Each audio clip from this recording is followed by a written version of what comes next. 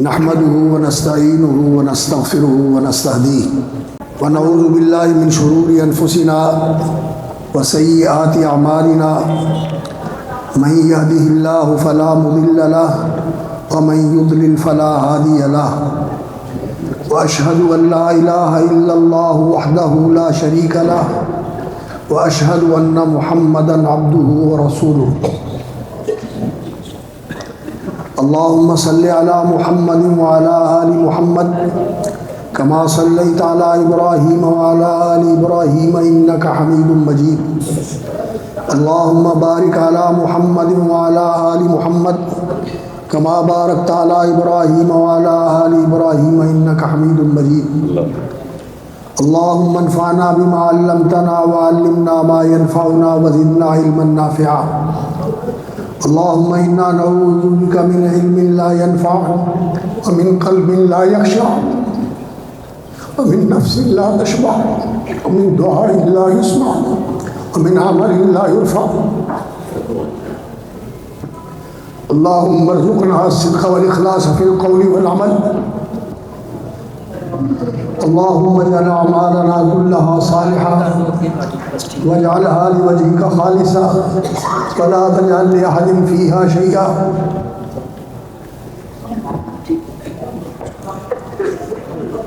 اصحاب الفضیلہ، شیوخ الحدیث، اساتذہ علوم اسلامیہ اور العلماء الافاضل اور عزیز القدر طالبین علوم نبوت علی صاحبها افضل الصلاۃ والتسلیم، اور بالخصوص یہ عزیزان ذی وقار جنہوں نے انتظامی تعلیم کا مرحلہ مکمل کیا ہے اور اس مرحلے سے فارغ تحصیل ہوئے ہیں اور تحصیل علم اور اکتساب علم، اشاعت علم اور ابلاغ علم کے وسیع میدان کے اندر قدم رکھ رہے ہیں۔ یہ جو روشن چہرے اور خوش نصیب بیٹے دونوں طرف تشریف فرما ہے اور معزز و مکرم حاضرین و سامعین جو اس مجلس کی زینت ہیں، پہلے بھی توجہ دلائی گئی اور آپ کو یہ علم اور ادراک ہونا چاہیے کہ یہ درس حدیث کی مجلس ہے۔ درس قرآن ہو یا درس حدیث ہو، اور اس مجلس کے اندر قرآنی آیات بھی آئیں گی اور احادیث نبویہ بھی آئیں گی۔ یہ مجلسیں بڑی ہی پرعظمت اور بابرکت اور اللہ کے ہاں بڑی قابل قدر مجالس ہوتی ہیں۔ ان مجلسوں میں شریک ہونا اور ان کے اندر شامل ہونا یہ انسان کے لیے بڑا سعادت کا ذریعہ ہے، لیکن مجلس میں شامل ہونا چاہیے، اس کے اندر بیٹھنا چاہیے، شریک ہونا چاہیے اور توجہ کے ساتھ، دل جمی کے ساتھ اللہ اور اس کے رسول کی باتیں سننی چاہیے تاکہ وہ انسان کے لیے نفع بخش، ہدایت اور رحمت کا باعث بنے۔ صرف آ جانا اور گھومتے پھرتے رہنا اور ادھر ادھر باتوں میں لگے رہنا اور اس مجلس سے بے توجہی اور بے اعتنائی کا مظاہرہ کرنا، یہ ایسی محرومی ہے کہ انسان چشمے کے اوپر پہنچ جائے اور پھر پیاسا رہے، خیر تقسیم ہو رہی ہو، لوگ جولیاں بھر رہے ہوں اور یہ صرف ان کے منہ دیکھ رہا ہو، جھولی خالی لے کے چلا جائے، کہیں دامن چلا جائے، یہ کیسی محرومی ہے؟ لیکن افسوس کہ ہم اپنی نادانی کی وجہ سے اور اپنی کم فہمی کی وجہ سے اور کوتاہ نظری کی وجہ سے اپنے آپ کو محروم رکھتے ہیں۔ اللہ کی دین تو بے حساب ہے، جو اس مجلس میں بیٹھتے ہیں، اس کے شریک ہوتے ہیں، فرشتے ان کو گھیرے میں لے لیتے ہیں۔ فرشتوں کے گھیرے میں آنے کے لیے اس مجلس میں بیٹھنا ضروری ہے۔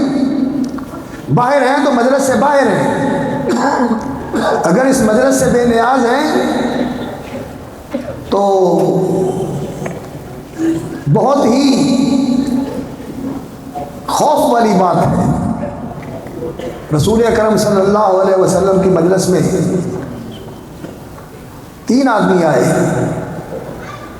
ایک آدمی نے بڑے شوق اور لگن کے ساتھ دیکھا، حلقے میں جھانک کر کہ یہاں جگہ ہے، آگے بڑھ کے بیٹھ گیا۔ دوسرا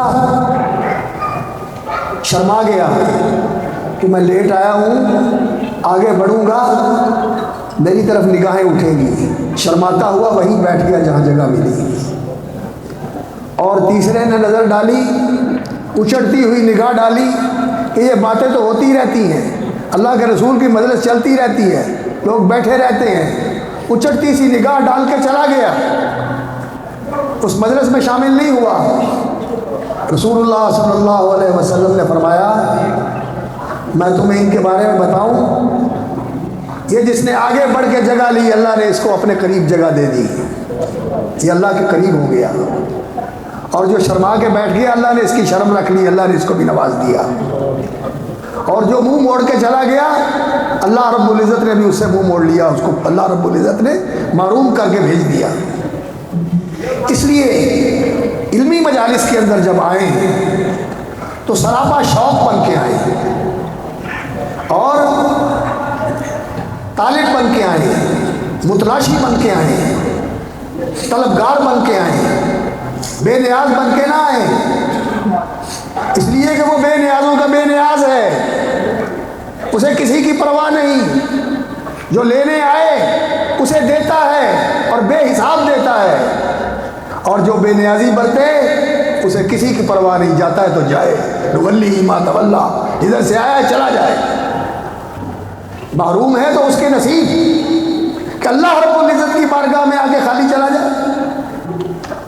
اس لیے میرے عزیزوں اور میرے بزرگوں اور میرے بیٹوں اور میرے بھائیوں، علم کی مجلس میں جب آؤ، مؤدب ہو کے آؤ، باادب بن کے آؤ، اللہ کی بات، اللہ کے رسول کی بات صلی اللہ علیہ وسلم، قرآن کی باتیں، حدیث کی باتیں، یہ مجلس جو ہوتی ہے قرآن کی مجلس، اس مجلس پہ اللہ کی رحمت برستی ہے، اللہ کی طرف سے سکینت و اطمینان کا نزول ہوتا ہے، اللہ کے فرشتے ان کو گھیر لیتے ہیں، اور اس مجلس میں بیٹھنے والوں کے نام لے کے اللہ اپنے درباری فرشتوں میں فخر کرتے ہیں، یباہی بہم الملائکہ، اور اللہ رب العزت فرشتوں سے ذکر کرتے ہیں۔ جب فرشتے اس مجلس کی رپورٹ دیتے ہیں کہ فلاں فلاں بیٹھے ہوئے ہیں، تو اللہ رب العزت پوچھتے ہیں کس لیے بیٹھے ہوئے ہیں؟ یا اللہ اس لیے بیٹھے ہوئے ہیں کہ تیری تسبیح کریں، تیری حمد کے زمزمے پکاریں اور تیری تسبیح و تقدیس کے الفاظ اپنی زبان پہ لائیں۔ تو اللہ پوچھتے ہیں انہوں نے مجھے دیکھا ہے؟ یا اللہ دیکھا تو نہیں ہے۔ اگر مجھے دیکھ لیں تو پھر یا اللہ اور زیادہ تیری تسبیح و تحمید کریں، اور زیادہ تیری تعظیم و تکبیر کے زمزمے پکاریں۔ یہ کس چیز کے طالب ہیں؟ اللہ جنت کے طالب ہیں۔ یہ کس چیز سے ڈرتے ہیں؟ کس چیز سے لرزاں و ترساں ہیں؟ یا اللہ جہنم سے ڈرتے ہیں، اس سے بچنا چاہتے ہیں۔ اللہ رب العزت فرماتے ہیں گواہ رہنا، جس کے طالب ہیں میں نے ان کو وہ جنت دے دی، اور جس سے ڈرتے ہیں میں نے ان کو اس سے بچا لیا، محفوظ کر دیا، آزاد کر دیا، اور گواہ رہنا میں نے ان کو بخش دیا۔ یہ سعادتیں انسان کو مل رہی ہوں اور انسان منہ اٹھا کے دیواریں دیکھتا رہے، گلیوں میں گھومتا رہے۔ اللہ رب العزت کی رحمت برس رہی ہے، اللہ کی طرف سے سکینت و اطمینان کا نزول ہو رہا ہے۔ اللہ رب العزت ان بیٹھنے والوں کا اپنے درباری فرشتوں میں نام لے کر فخر کر رہے ہیں، مباحات کر رہے ہیں، اور انسان محروم ہو اس بلند بختی سے، اس خوش نصیبی سے، اس سعادت سے، اس برکت سے۔ یہ کیسی محرومی ہے اور کیسی بد نصیبی ہے۔ اللہ ہمیں شعور نصیب فرمائے، اللہ ہمیں ان مدرسوں کی قدر کرنے کی توفیق عطا فرمائے۔ ہماری عجیب حالت ہے کہ اگر کوئی گویہ آ جاتا ہے، اگر کوئی ناچنے والا آ جاتا ہے، اگر کوئی ایسا آ جاتا ہے تو لوگ امٹ پڑتے ہیں اسے دیکھنے کے لیے، اس کی شکل دیکھنے کے لیے۔ اللہ اور اس کے رسول کی باتیں ہوتی ہیں تو آتے بھی ہیں، تو پھر بھی بے دلی کے ساتھ، پھر بھی بے رغبتی کے ساتھ، پھر بھی بے توجہی کے ساتھ۔ ایسا انسان کو محروم نہیں ہونا چاہیے کہ دریا کے کنارے ہو اور پیاسا ہو، چشمے پہ آئے اور محروم چلا جائے۔ انسان کو ایسا نہیں ہونا چاہیے۔ خیر، یہ تو میں نے تمہیداً اس مجلس کی عظمت کے بارے میں آپ کو متوجہ کیا ہے، اور جو باب آخری جس کی قرأت کی ہے عزیز مکرم نے، میری بھی الحمدللہ متصل سند ہے۔ میں نے بخاری شریف پڑھی ہے، حضرت شیخ الحدیث، حافظ الحدیث، حافظ القرآن، اور اپنے وقت کے جلیل القدر محدث حضرت حافظ عبداللہ بن مالوی رحمۃ اللہ علیہ کے پاس قرأت اور سماع اور ان سے استفادہ کیا الجامعۃ السلفیہ میں 1972-73 میں۔ اللہ اکبر۔ اور ان کے استاد گرامی حضرت العلامہ محدث زمان حضرت حافظ گوندلوی رحمۃ اللہ علیہ تھے، اور ان کے استاد گرامی امام عبد الجبار غزنوی اور حافظ عبد المنان وزیر آبادی، یہ ان کے شیخ تھے۔ اور یہ دونوں حضرات حافظ عبد المنان صاحب رحمۃ اللہ علیہ اور امام عبد الجبار غزنوی رحمۃ اللہ علیہ، یہ دونوں حضرات امام شیخ الکل اور امام وقت محدث اعظم بر صغیر کے سب سے بڑے محدث، اور طویل عرصے تک درس حدیث کی مسند کی زینت، اور صرف بر صغیر ہی میں نہیں، افغانستان، سمرقند و بخارا، برما اور مالدیپ، لکادیپ، یہ جزائر ہندوستان کے قرب و جوار میں، اور افریقہ کے اندر، عرب کے اندر لوگوں نے آ کر ان سے حدیث پڑھی، ان تک ان کا سلسلہ سند پہنچتا ہے۔ اور میں عالی واسطے کے ساتھ ایک میرے استاد مولانا عبدالغفار حسن ہیں، ان سے بھی مجھے اجازت حاصل ہے، ان کے واسطے سے حافظ احمد اللہ قرشی رحمۃ اللہ علیہ سے میرا سند کا سلسلہ ملتا ہے، اور وہ شاگرد ہیں میاں نذیر حسین دہلوی رحمۃ اللہ علیہ کے، اور وہ مولانا عبدالحق بنارسی کے بھی شاگرد ہیں، اور مولانا عبدالحق بنارسی ایک واسطے کے ساتھ امام شوکانی تک پہنچتے ہیں۔ تو یہ سلسلہ سند، اور اس کے بعد شاہ ولی اللہ رحمۃ اللہ علیہ کی اسناد، اور امام شوکانی رحمۃ اللہ علیہ کی سند، اس کے بارے میں کتابیں لکھی ہوئی ہیں۔ اس سند کے ساتھ میرا سلسلہ اسناد بھی امام بخاری تک پہنچتا ہے۔ وبالسند المتصل منا الی الامام الہمام امیر امراء المحدثین اور سید الفقہا افقہ خلق اللہ فی زمانہ الامام المحدث العلام ابو عبداللہ محمد بن اسماعیل البخاری رحمہ اللہ تک سلسلہ اسناد پہنچتا ہے۔ اور امام بخاری رحمۃ اللہ علیہ محدثین کی جماعت میں وہ فرد فرید ہیں، اور وہ منفرد شخصیت اور وہ عظیم ہستی ہیں کہ ان کے اساتذہ نے بھی یہ اعتراف کیا اور اظہار کیا، اور ان کے رفقاء اور معاصرین نے بھی اس کا اقرار کیا اور اس کا اعتراف کیا، اور ان کے شاگردوں نے بھی یہ بات کہی کہ ہم نے ان جیسا علم کی پختگی کے اندر، حدیث کے حفظ کے اندر، قرآن مجید کے فہم کے اندر، احادیث کے تفقہ کے اندر، جرح و تعدیل کے اندر، رجال کی معرفت کے اندر، اور جتنے بھی حدیث کے متعلقہ علوم ہیں اور فقہ کے متعلقہ علوم ہیں اور تفسیر کے متعلقہ علوم ہیں، ان میں گہری اور وسیع نظر رکھنے والا ہم نے اپنی زندگی میں نہیں دیکھا۔ سب کا اعتراف ہے۔ قتیبہ بن سعید ان کے بھی استاد ہیں، اور دوسرے محدثین کے بھی استاد ہیں، کتب ستہ کے جو مصنفین ہیں ان سب کے استاد ہیں۔ وہ کہتے ہیں کہ لوگوں، میں نے بڑے بڑے فقہاء کی مجلسوں کو بھی دیکھا ہے، محدثین کی مجلسوں کو بھی دیکھا ہے، عباد اور زہاد کی مجلسوں کو بھی دیکھا ہے، لیکن میں نے اپنی زندگی میں محمد بن اسماعیل بخاری جیسا شخص نہیں دیکھا۔ اتنے عظیم آدمی تھے۔ اور امام ابن خزیمہ رحمۃ اللہ علیہ جو ان کے شاگرد بھی ہیں اور ان کے فیض یافتہ ہیں، وہ کہتے ہیں کہ آسمان کی چھت کے نیچے علم حدیث کا ماہر اور اس کے اندر گہری نظر اور بصیرت رکھنے والا، اور اس کی علل اور اس کے رجال اور اس کی فقہ کے اوپر بصیرت رکھنے والا محمد بن اسماعیل بخاری جیسا اور کوئی نہیں میں نے دیکھا۔ سچی بات یہ ہے، حق تو یہ ہے کہ حافظ صاحب درس دیتے ہیں، ماشاءاللہ وہ استاد الحدیث بھی ہیں اور شارح بخاری بھی ہیں۔ میں تو شرمندہ ہوں کہ حافظ صاحب کے سامنے جو ہے نا میں درس دے رہا ہوں۔ میں تو کہنا تسی اگے آ جاؤ، فضل شیخ شرفنا، بارک اللہ فیک، اکرمک اللہ۔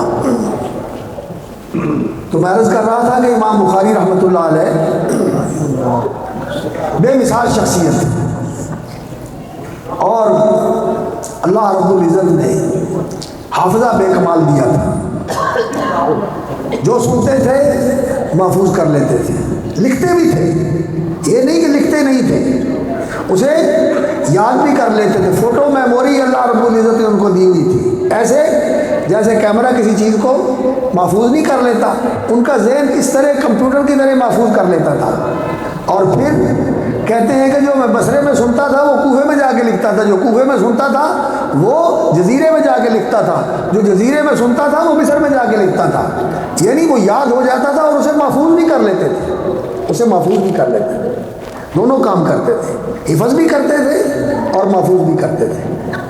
اور ان کی سیرت کے حوالے سے جو ایک بالکل ایسی بات ذکر کی گئی ہے کہ بغداد میں آئے اور لوگوں نے امتحان لینے کے لیے ان کے سامنے کچھ احادیث کی اسانید کو الٹ پلٹ کر کے کسی حدیث کی سند کسی حدیث کے ساتھ لگا دی، کسی حدیث کا متن کسی سند کے ساتھ لگا دیا، اور اس طرح جو ہے نا حدیثوں کے اندر تھوڑا سا اس کے اندر الٹ پلٹ کر کے تقلیب کر کے امام بخاری رحمۃ اللہ علیہ کا امتحان لینا چاہا کہ یہ اس تقلیب کو اور اس الٹ پلٹ کو پہچان سکتے ہیں کہ نہیں پہچان سکتے۔ تو 10 آدمی تھے، 10 حدیثیں انہوں نے پڑھی، اور امام بخاری نے جس وقت ایک پہلے آدمی نے حدیث پڑھی تو اس نے کہا کہ یہ حدیث اس کے بارے میں آپ کیا کہتے ہیں؟ کہتے ہیں میں اس کو نہیں جانتا، میں اس حدیث سے واقف نہیں۔ اور امام بخاری رحمۃ اللہ علیہ کے حدیث کا حافظہ جو تھا وہ ایسا تھا، فرماتے ہیں کہ مجھے 1 لاکھ صحیح حدیث یاد ہے اور 2 لاکھ غیر صحیح یاد ہے۔ اور کسی نے ان کے سامنے ذکر کیا کہ امام اسحاق بن راہویہ رحمۃ اللہ علیہ فرماتے ہیں کہ الحمدللہ میں 70,000 حدیثوں کو اس طرح اپنی نگاہوں کے سامنے پاتا ہوں جیسے لکھی ہوئی میرے سامنے موجود ہے۔ مستحضر ہیں، میرے ذہن میں حاضر ہیں، اور میں انہیں ایسے جیسے دیکھ رہا ہوں۔ تو امام بخاری رحمۃ اللہ علیہ نے فرمایا اللہ ان کی زندگی میں برکت کرے، اللہ کے ایسے بندے بھی ہیں جو 2 لاکھ حدیثیں ان کے سامنے ہیں اور ان کو ایسے دیکھ رہے ہیں جیسے سامنے لکھی ہوئی ہے۔ اپنے نام کا ذکر نہیں لیا، تعلی نہیں فرمائی، اللہ اکبر، لیکن کہا کہ اللہ رب العزت کے ایسے بھی بندے موجود ہیں۔ 1 لاکھ صحیح حدیثیں یاد تھیں اور 2 لاکھ غیر صحیح یاد تھیں، تاکہ کوئی دھوکہ نہ دے سکے، جال سازی کر کے کوئی فریب نہ دے سکے، کوئی تلبیس نہ کر سکے۔ تو امام بخاری رحمۃ اللہ علیہ کا بڑا حافظہ تھا، تو انہوں نے یہ کہا میں نہیں جانتا، اور لوگ دیکھنے لگے کہ ہیں۔ اس نے اپنی 10 حدیثیں مکمل کی، سب کے بارے میں کہا میں نہیں جانتا۔ دوسرا اٹھا، اس کا بھی یہی جواب دیا، 10 نے اپنی 10 حدیثیں پوری کی۔ اللہ اکبر۔ تو پھر امام بخاری رحمۃ اللہ علیہ جو تھے وہ متوجہ ہوئے اور پہلے کو کھڑا کیا، کہنے لگے سنو، تم نے پہلی حدیث پڑھی تھی، تو نے ایسے پڑھی تھی، یہ تیری پڑھی ہوئی حدیث اس کی سند بھی ٹھیک نہیں تھی، تو نے اس کو الٹ پلٹ کیا، اور یہ صحیح سند ایسے ہے اور صحیح حدیث ایسے ہے۔ اس کی غلط بھی سنا دی اور اس کو صحیح کر کے بھی بتا دیا، اور اسی طرح 100 کی 100 حدیثیں انہوں نے بالکل ان کو صحیح طریقے سے بیان بھی کر دیا اور ان کی صحیح سند بھی بیان کر دی۔ حافظ ابن حجر رحمۃ اللہ علیہ فرماتے ہیں کہ صحیح کی پہچان اور صحیح کو ذکر کر دینا، یہ تو امام بخاری سے کوئی اتنا عجوبہ نہیں ہے کہ وہ حافظ الحدیث تھے اور جبل الحفظ تھے، اور پہاڑ جیسا اتقان تھا ان کا اور استقلال تھا ان کے دماغ کا۔ حیرانی اس بات پر ہے کہ ایک مجلس میں سن کے انہوں نے جو اس نے غلط پڑھی تھی اس کو بھی محفوظ کر لیا اور اس کو صحیح کر کے بیان کر لیا۔ اللہ رب العزت نے ایسی قوت حافظہ عطا فرمائی تھی، اور لوگ اس پر حیران ہوتے ہیں کہ یہ کیسے ہو سکتا ہے۔ بھائی ہم جیسے لوگ، میں اپنی بات کر رہا ہوں، حافظ صاحب کی نہیں، شیخ الحدیث صاحب کی نہیں، یہ تو ماشاءاللہ بڑے متقن اور ضابط اور حافظ لوگ ہیں، میں اپنے کمزور حافظے کی بات کر رہا ہوں۔ تو ہمیں تو چیز یاد نہیں ہوتی اور بار بار بھولتی ہے، لیکن اس دور میں بھی ایسے لوگ موجود ہیں جو صحیح بخاری ہی نہیں، مسند امام احمد اور صحیح بخاری، صحیح مسلم، سنن نبی داؤد اور جامع ترمذی، سنن نسائی اور اسی طرح سنن ابن ماجہ اور سنن دارمی، یہ کتب مسند امام احمد کے ساتھ یہ 9 کی 9 کتابیں انہیں باسند یاد ہیں۔ ایسے لوگ موجود ہیں اور ہم نے ان کی زیارت کی، ہے، ایسے لوگ موجود ہیں۔ اور نیٹ پہ بھی موجود ہے وہ ایک، کیا نام ہے اس کا، جہاد مالکی، وہ نابینا ہے اور اسے یہ ساری حدیث کی کتابیں یاد ہیں۔ اللہ اکبر۔ اللہ رب العزت کے خزانوں میں کمی کوئی نہیں ہے، اگر کوئی طلبگار ہو تو اللہ رب العزت نوازتے ہیں، آج بھی ایسا موجود ہے، اور واقعتاً اللہ رب العزت کی دین بے پناہ ہے، اور آج بھی اگر کوئی آدمی اس طرف آ جاتا ہے تو اللہ تعالیٰ نواز دیتا ہے۔ ہمارے شاگردوں میں ایسے شاگرد ہیں، ایک شاگرد ہے ہمارا، اب وہ مکہ مکرمہ پڑھ رہا ہے، اس نے 23 دنوں میں پورا قرآن حفظ کر لیا، صرف 23 دنوں کے اندر پورا قرآن مجید حفظ کر لیا۔ اور ابھی پچھلے دنوں کی بات ہے، میں ایک جگہ گیا، وہاں معہد القرآن تھا، تو وہاں ایک بیٹی کا مجھے تعارف کروایا گیا اور وہ مجھے ملنے کے لیے آئی، کہنے لگی میں نے آپ کو سلام کرنا ہے۔ تو اس نے کہا کہ میں نے 19 دن میں قرآن حفظ کیا ہے۔ یہ اللہ کی دین ہے، یہ جن لوگوں کا دین سے تعلق نہیں ہوتا وہ ان باتوں پہ تعجب کرتے ہیں، لیکن جو دین کی طرف آتے ہیں اللہ ان کے لیے دروازے کھول دیتے ہیں، سینہ کھول دیتے ہیں، اللہ آسانیاں فرما دیتے ہیں۔ اللہ اکبر، اللہ آسانیاں فرما دیتے ہیں، اور ان میں ماشاءاللہ شیوخ الحدیث تیار ہوتے ہیں، محدثین تیار ہوتے ہیں، حفاظ الحدیث تیار ہوتے ہیں۔ تو امام بخاری رحمۃ اللہ علیہ محدثین کی جماعت میں علم و فضل کے ساتھ حدیث کا حفظ، فہم، رجال کی معرفت، علل الحدیث کی معرفت۔ امام ترمذی اور امام علی بن مدینی بڑے ماہر ہیں۔ امام علی بن مدینی تو علل کے امام تھے، اور امام ترمذی رحمۃ اللہ علیہ بھی امام بخاری کے شاگرد تھے، اور امام بخاری سے انہوں نے بڑا استفادہ کیا ہے، بہت ان سے فائدہ اٹھایا ہے۔ تو تو ان کی کتاب العلل الکبیر بھی ہے اور العلل الصغیر بھی ہے جو جامع ترمذی کے ساتھ چھپی ہوئی ہے۔ تو وہ کہتے ہیں کہ امام بخاری رحمۃ اللہ علیہ علل کے بھی امام تھے، احادیث کے اندر جو کمزوری کے بعض پہلو ہوتے ہیں، خفیہ عیوب ہوتے ہیں، عام نظر نہیں آتے، ان تک بھی ان کی رسائی ہوتی ہے۔ جیسے نقاد ہوتا ہے اور سیرفی ہوتا ہے جو کسی چیز کا کھوٹا پن ایک نگاہ سے دیکھ کر پہچان لیتا ہے، یہ نقادان حدیث، یہ سیارفۃ العلم، یہ سیرفی ہوتے ہیں، یہ ایک دفعہ ایسے کھنکا کے کسی کو دیکھ لیتے ہیں کہ یہ کھرا ہے یہ کھوٹا ہے۔ تو امام علی بن مدینی رحمۃ اللہ علیہ کا علم و فضل ایسا تھا کہ امام بخاری بھی اس کا اعتراف کرتے تھے۔ کہتے ہیں کہ میں جہاں کہیں بھی گیا ہوں، جن اساتذہ نے پڑھا ہے تو الحمدللہ میں نے ان سے فیض اٹھایا ہے، لیکن میں نے اپنے آپ کو کبھی ہیچ نہیں سمجھا، اپنے آپ کو کبھی کمتر نہیں سمجھا کہ اللہ نے مجھے بھی علم سے نوازا ہوا ہے۔ لیکن علی بن مدینی ایسے استاد ہیں کہ میں ان کی مجلس میں گیا تو میں نے کہا یہ استاد ہیں اور میں شاگرد ہوں۔ وہ پائے کے استاد تھے۔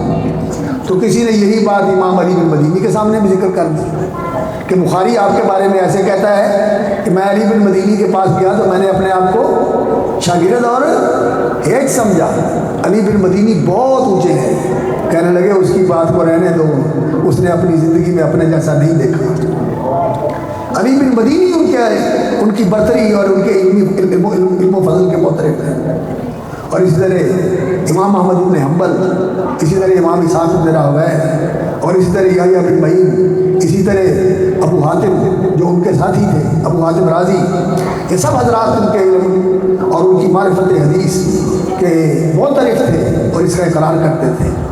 اور اس کے ساتھ اللہ رب العزت نے ان کو فقہ الحدیث کے ساتھ بھی نوازا تھا، حدیث کی فقاہت بھی عطا فرمائی تھی۔ یہ جو لوگ کہتے ہیں نا یہ محدثین جو ہیں یہ تو ہوتے ہیں عطار، اور یہ جو فقہاء ہیں یہ اطباء ہوتے ہیں، یہ دواؤں کے خواص کو جانتے ہیں اور یہ بیماریوں کی تشخیص کر کے ان کے لیے صحیح دوائی تجویز کرتے ہیں۔ تو امام بخاری رحمۃ اللہ علیہ اللہ اکبر حدیث کے فقیہ بھی تھے، اور انہوں نے صحیح بخاری کے اندر یہ جو اہل الرائے کی فقہ ہے اس کے اوپر جس طرح گرفت کی ہے اور جس طرح اس کی کمزوری اور اس کی بے حیثیتی کو واضح کیا ہے، یہ ان لوگوں کو بڑا تلخ اور بڑا ناگوار گزرتا ہے، اس لیے صحیح بخاری پر اعتراض بھی کرتے ہیں، اس لیے صحیح بخاری پر اعتراض بھی کرتے ہیں۔ ایک ہندوستان کے عالم ہیں، انہوں نے بخاری کی شرح لکھی ہے، وہ ساری اعتراضات ہی ہے بخاری کے اوپر، اس لیے یہ سمجھتے ہیں کہ یہ جو ہماری فقہ ہے، قیاسی فقہ اور استخراجی فقہ اور فرضی فقہ، افتراضی فقہ، مفروضہ، تو اس کی کلی کھول کے رکھ دی ہے امام بخاری رحمۃ اللہ علیہ نے، اور کتاب الحیل لکھ کر انہوں نے آشکار کر دیا ہے کہ دین کے نام پہ ہیلا سازیاں کر کے تم لوگوں کو کیا دھوکہ دیتے ہو، اللہ کو بھی دھوکہ دے سکتے ہیں۔ تو یہ چیز ان کو ناگوار گزرتی ہے، اس لیے صحیح بخاری پر اعتراض کرتے ہیں۔ لیکن بعض لوگ ہیں ایسے جو کور چشم ہیں اور بہت ہی کم ظرف ہیں، جنہوں نے زبان کھولی ہے، اللہ تعالیٰ جزائے خیر دے علماء حدیث کو، محدثین کو۔ قدیم سے بھی انہوں نے بخاری کا دفاع کیا ہے، اور بر صغیر میں بھی مولانا ابو القاسم سیف بنارسی رحمۃ اللہ علیہ، سعید بنارسی، انہوں نے دفاع بخاری کے نام پر کتاب لکھی، اور مولانا کیا نام ہے ان کا، رئیس ندوی، انہوں نے بھی صحیح بخاری کے دفاع پر کتاب لکھی ہے، اور بھی بہت سارے علماء نے لکھا ہے۔ اور جو اعتراضات کیے گئے ہیں ایک ایک کا جواب دیا ہے، اور اللہ تعالیٰ جزائے خیر دے ہمارے حضرت حافظ صاحب کو، انہوں نے بخاری کی شرح لکھی ہے، اس میں بھی انہوں نے بھی بخاری کا دفاع کیا ہے، اور اس کے مقدمے میں ان کے ساتھ مولانا ارشاد الحق عصری حافظ اللہ مبارک فی و امد اللہ فی عمرہ بالعافیہ و امد فیوزہ العامہ، اور شیخ صاحب کو بھی اسی طرح اللہ رب العزت لمبی زندگی عافیت والی عطا فرمائے، جنہوں نے اس موضوع پر بہت تفصیل کے ساتھ لکھا ہے، اردو خان طبقے کے لیے اور آپ لوگوں کے لیے بیٹا لکھا ہے۔ عربی میں تو بہت کچھ لکھا گیا ہے، عربی میں تو بہت کچھ لکھا گیا ہے، لیکن بیٹا اپنے آپ کو علم کا جویا بناؤ، علم کے ساتھ جوڑو، کتابیں پڑھنے والے بنو اور راتیں جاگنے والے بنو اور جگر کاوی کرنے والے بنو، دماغ سوزی کرنے والے بنو۔ یہ جو سالن کاری ہے، یہ جو بس کوئی تقریر یاد کر لی اور کوئی لکھی ہوئی کیسٹ سن لی اور اس کے بعد جو گانا شروع کر دیا اور جو ہے لوگوں کو سنانا شروع کر دیا، اس علم کو اس طریقے کو چھوڑے، علم کے اندر گہرائی پیدا کریں، علم کے اندر رسوخ پیدا کریں۔ یہ کتابیں پڑھیں، یہ آپ کے لیے لکھی گئی ہیں، اردو کی پڑھیں اور اس کے بعد پھر عربی تک پہنچے، بخاری کی شروع پڑھیں، فتح الباری پڑھیں اور حافظ ابن رجب رحمۃ اللہ علیہ کی فتح الباری پڑھیں، اس طرح شیخ ابن عثیمین رحمۃ اللہ علیہ نے جو لکھا ہے وہ پڑھیں، اور دوسرے محدثین نے جو لکھا ہے، یہ کتابیں پڑھنے کی ہے، پڑھنی چاہیے۔ تو میں عرض کر رہا تھا کہ امام بخاری فقیہ بھی ہیں اور ان کی فقاہت کا آپ اس بات سے اندازہ کیجئے کہ میں نے ایک دفعہ فقہ کی کتاب میں کتاب العلوم المدونہ امام مالک کی فقہ کی کتاب اور کتاب المبسوط جو فقہ حنفی کی سب سے وسیع کتاب ہے، المبسوط سرخسی الکافی حاکم الشہید کی شرح ہے المبسوط، میں نے ان ساری کتابوں کی کتابیں بھی جمع کی اور ان کے ابواب بھی جمع کیے، تو یقین جانیے کہ یہ کتابیں 40-50 سے اوپر نہیں گئی اور ان کے ابواب جو تھے یہ 200-300 سے زیادہ نہیں تھے۔ یہ ساری فقہ کی کتابوں کی بات میں کر رہا ہوں، کتاب العلوم، کتاب المدونہ اور دوسری کتابیں جو کتاب المبسوط اور اسی طرح دوسری کتابیں جو امام کتاب الاصل امام محمد کی اور اسی طرح کتاب الحجہ علی المدینہ، یہ ساری کتابیں میں نے ان کی حدیثیں جمع کی اور ان کے ابواب اور ان کی کتابیں جمع کی، تو ان کی تعداد 40-50 سے زیادہ نہیں تھی۔ لیکن بخاری کے اندر جو کتابیں ہیں وہ امام بخاری نے بعض نسخوں کے مطابق 98 اور بعض نسخوں مصطفیٰ البغا کی کتاب جو ہے اس کے اندر 100 کتابیں، ایک کتاب کے اندر 100 کتابیں جمع کر دی۔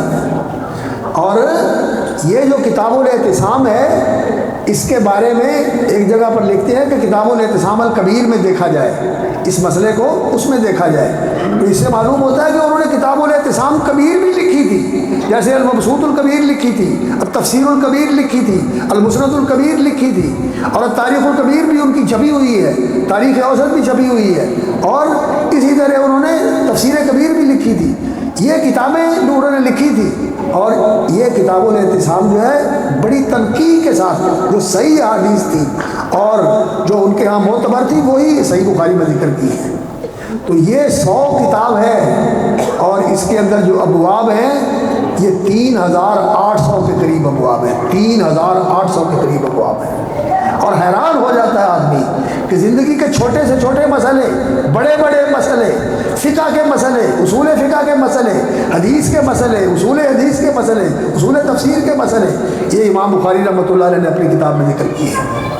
اپنی کتاب میں ان سارے مسائل کا حل کیا ہے اور ان سے پوچھا گیا کہ انسان کی زندگی میں جس چیز کی ضرورت پیش آتی ہے دینی اعتبار سے، کیا اس تمام چیزوں کا بیان قرآن اور حدیث میں موجود ہے؟ فرمانے لگے کوئی چیز نہیں رہ گئی دینی اعتبار سے جو انسان کی ضرورت ہو، اللہ رب العزت نے قرآن و حدیث میں اس کو بیان کر دیا ہے۔ تو کہنے لگے اسے جانا بھی جا سکتا ہے؟ کہتے ہیں ہاں اسے جانا بھی جا سکتے ہیں، جاننے والے موجود بھی ہیں۔ اور جو حدیثیں ان کو یاد ہوتی تھی وہ کہا کرتے تھے کہ جو آثار مجھے یاد ہیں، جو احادیث مجھے یاد ہیں، جو ان کی اسانید ہیں، ان کی اسانید کے رجال، ان کی وفیات اور ان کی موالید اور ان کے اوطان اور ان کے اساتذہ اور ان کے شاگرد اور ان کے انصاب، یہ سارے مجھے مستحضر ہیں۔ سندیں اس طرح یاد تھی، صرف نام یاد نہیں ہے، اس کے حالات بھی سارے یاد ہیں اور اس کے شاگرد بھی یاد ہیں، اس کے استاد بھی یاد ہیں، اور پھر جو حدیث ہے، جو فتویٰ ہے، جو اثر ہے، جو قول ہے، اس کی سند سنت میں کہاں ہے، قرآن میں کہاں ہے، یہ بھی مجھے معلوم ہے، یہ بھی مجھے معلوم ہے۔ اس طرح ان کا علم تھا، اس طرح ان کی فقاہت تھی۔ اور پھر یہ جو کتاب لکھی ہے کس احتیاط کے ساتھ اور کس اللہ اکبر تورع کے ساتھ اور للہیت کے ساتھ لکھی ہے۔ کہتے ہیں 16 سال لگے ہیں مجھے یہ کتاب لکھنے میں، اور 6 لاکھ آثار اور فتاوی جات اور احادیث نبویہ، سنن نبویہ، فرمودات نبویہ، ان کا ذخیرہ میرے سامنے تھا اور اس میں سے میں نے انتخاب کیا ہے اور ان کا طریقہ یہ تھا کہ کہتے ہیں کہ میں نے ہر کتاب کو 3 بار لکھا ہے، اس کا علمی مواد جمع کیا، پھر اس کو ترتیب دیا، پھر اس پر نظر ثانی کی، اور پھر اس کا مبیضہ تیار کیا۔ اور صحیح بخاری تو اللہ اکبر، حرمین میں امام بخاری رحمۃ اللہ علیہ نے اس کا آغاز کیا، اپنے علم کی تحصیل کا بھی وسیع پانے پر حرمین سے آغاز کیا، مکے سے آغاز کیا، پھر مدینہ منورہ چلے گئے، پھر بصرے چلے گئے، پھر کوفے چلے گئے، پھر جزیرہ چلے گئے، پھر مصر چلے گئے، اپنے علاقے سے علم پڑھ کے آئے حج کرنے کے لیے، اور پھر یہاں سے اپنے علم کو وسیع کیا، اور پورا عالم اسلام اس وقت کا انہوں نے اس کا سفر کر کے علم اکٹھا کیا رحمہ اللہ تعالیٰ، اور اس علم کے لیے قربانیاں دی۔ کہتے ہیں ایسا وقت بھی آیا جیب خرچ ختم ہو گیا۔ سنو طالب علموں، سنو، یہ ہے ہماری اسلاف کی اللہ اکبر قناعت، اور ان کا زہد، اور ان کی خودداری، اور ان کی عزت نفس۔ کہتے ہیں 3 دن گزر گئے، کچھ نہیں ملا، گھاس کھا لیا، لیکن کسی کے سامنے ہاتھ نہیں پھیلایا، کسی کے سامنے راز نہیں کھولا۔ اور پھر اللہ رب العزت بھی ایسے لوگوں کو عزت دیتے ہیں، کہتے ہیں 3 دن گزر گئے، میں نے گھاس بھی کھایا، لیکن پھر ایک آدمی آیا اور دینار کی بھری ہوئی تھیلی میری نظر کر کے چلا گیا کہ یہ اپنے کام میں لے آنا۔ اللہ ایسے نوازتا ہے، اللہ ایسے نوازتا ہے۔ اور پیسے کے ساتھ پیار نہیں تھا، نہ کبھی نوٹ گنتے تھے، نہ لیتے ہوئے گنتے تھے، نہ دیتے ہوئے گنتے تھے۔ ہاتھ جو رکھے ہوتے تھے ان کے ساتھ کارکن، ان کو کہتے تھے لے لو اور دے دو، اور 500 درہم طلبا کے اوپر خرچ کرتے تھے، ان کی خدمت کرتے تھے، ان کو کھانا کھلاتے تھے، ان کے لباس کا اہتمام کرتے تھے۔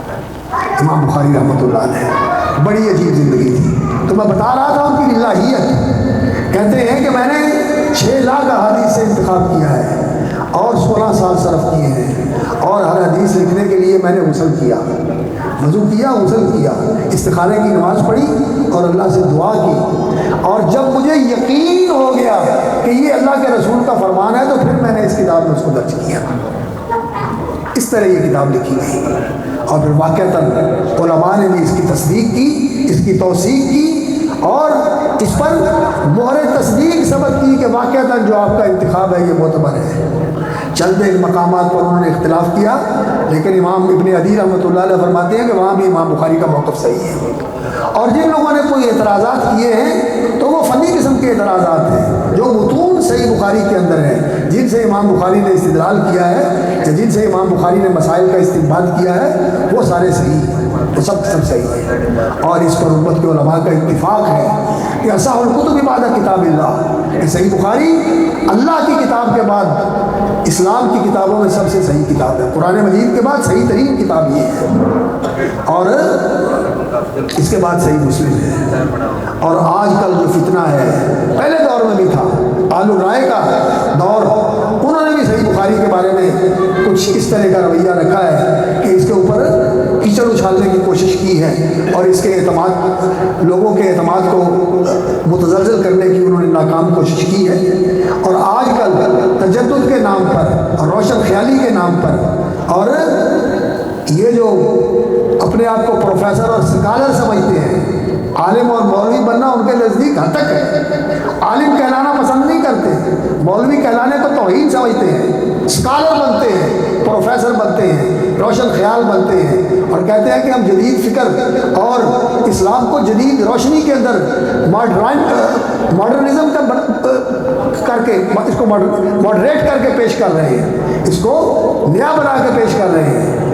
یہ صحیح بخاری کی حدیثوں کے متعلق ہرزہ سرائی کرتے ہیں، صحیح بخاری کی حدیثوں کو افسانہ کہتے ہیں، صحیح بخاری کی تاریخ حدیثوں کو تاریخ کہتے ہیں کہ ان کے اوپر اعتماد نہیں کیا جا سکتا۔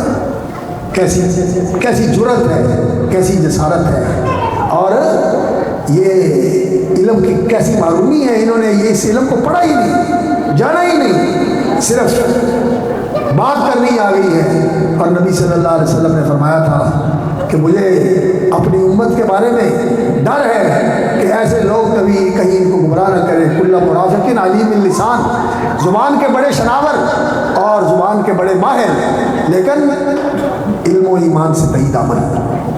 علم نہیں ہے، علم وہ ہے العلم قال اللہ قال رسولہ۔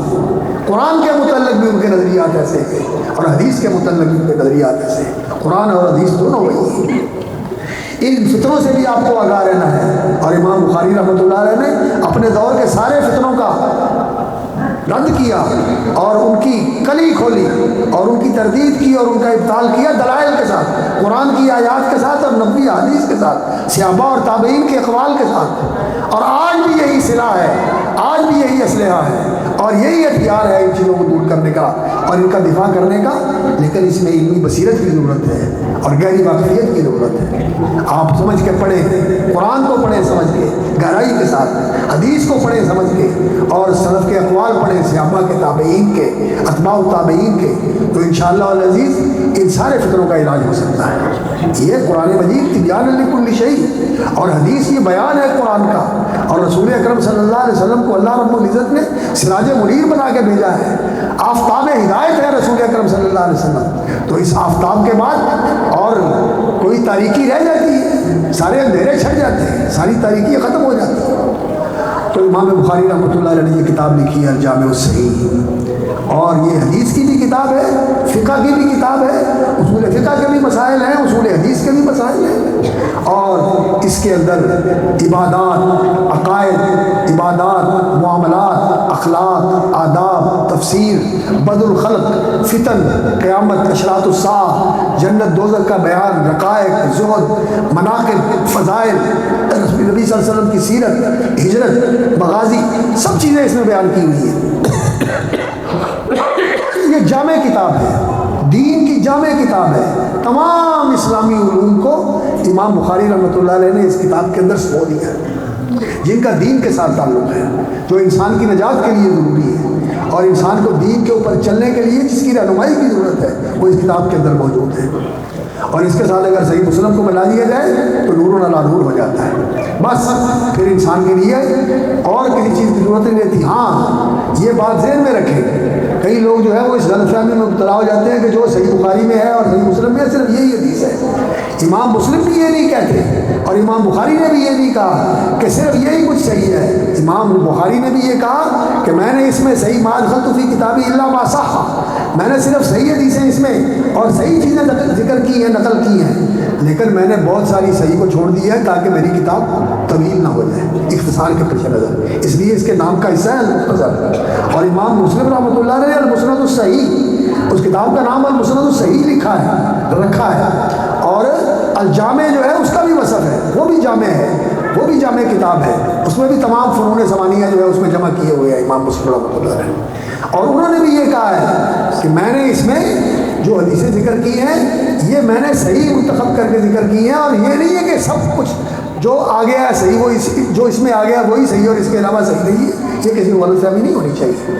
اور بھی صحیح حدیثیں ابو داؤد میں بھی ہیں، دوسری کتابوں میں زوائد ہیں جو صحیح ہیں، ان کے اوپر وہ صحیح ہے، اور کتابوں میں مسند امام احمد میں بہت ساری حدیثیں ہیں جو صحیح ہیں۔ تو امام بخاری رحمۃ اللہ علیہ نے اس کتاب کو بدء الوحی سے شروع کیا ہے، یہ بتانے کے لیے دین کی بنیاد وحی ہے، اور پھر کتاب الایمان لے کے آئے ہیں کہ اس وحی پر اوپر ایمان لانا ضروری ہے، اس وحی کی تصدیق کرنا ضروری ہے، اقرار کرنا ضروری ہے، یقین رکھنا ضروری ہے۔ اس کی تصدیق، اقرار اور یقین یہ ہے کہ یہ اللہ کی طرف سے ہے، اس لیے کہ علم تو وہ ہے جو اللہ نے دیا ہے۔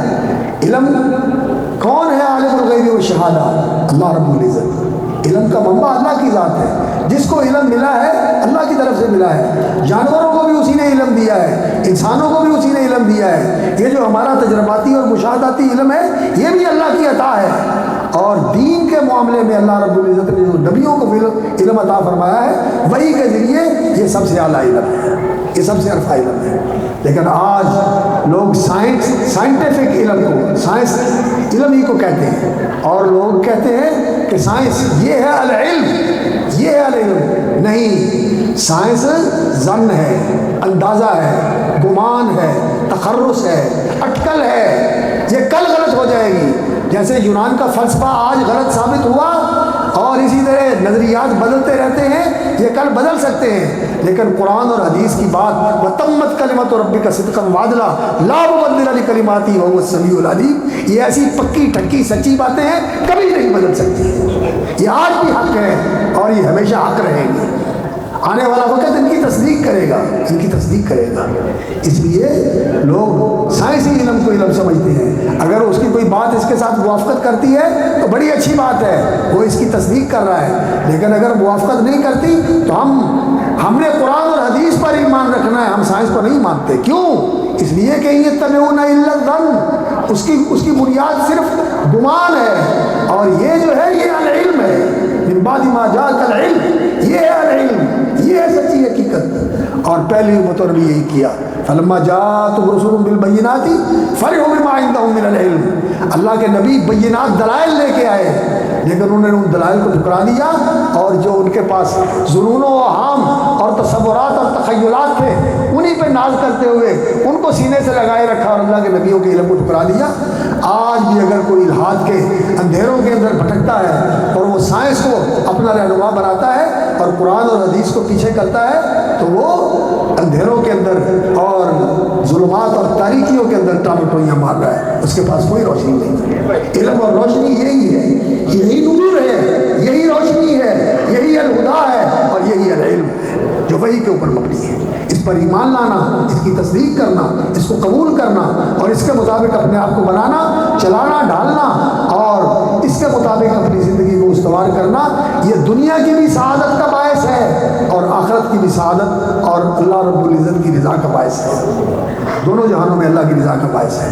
تو امام بخاری رحمۃ اللہ علیہ نے پھر اس کتاب کے اندر سارے مسائل ذکر کیے ہیں۔ کتاب العلم ہے کہ اس کو سیکھنا ضروری ہے، پھر ابواب لے کے آئے ہیں عبادات کے، معاملات کے اور جہاد کے، بین الاقوامی تعلقات کے، ریاست کے، سیاست کے، حکومت کے، قضاء کے، عدالت کے، اور اللہ اکبر، یقین جانیے کہ ایسے مسائل آج جو معاشیات اور اقتصاد کی باریکیاں ہیں ان کے متعلق بھی صحیح بخاری کے اندر مواد موجود ہے اور رہنمائی موجود ہے۔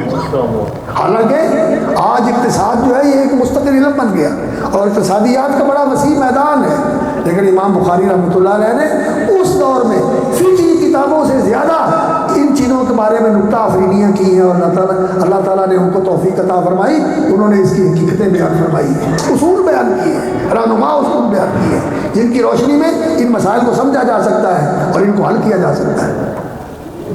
تو امام بخاری رحمۃ اللہ آخر میں کتاب التوحید لے کے آئے ہیں،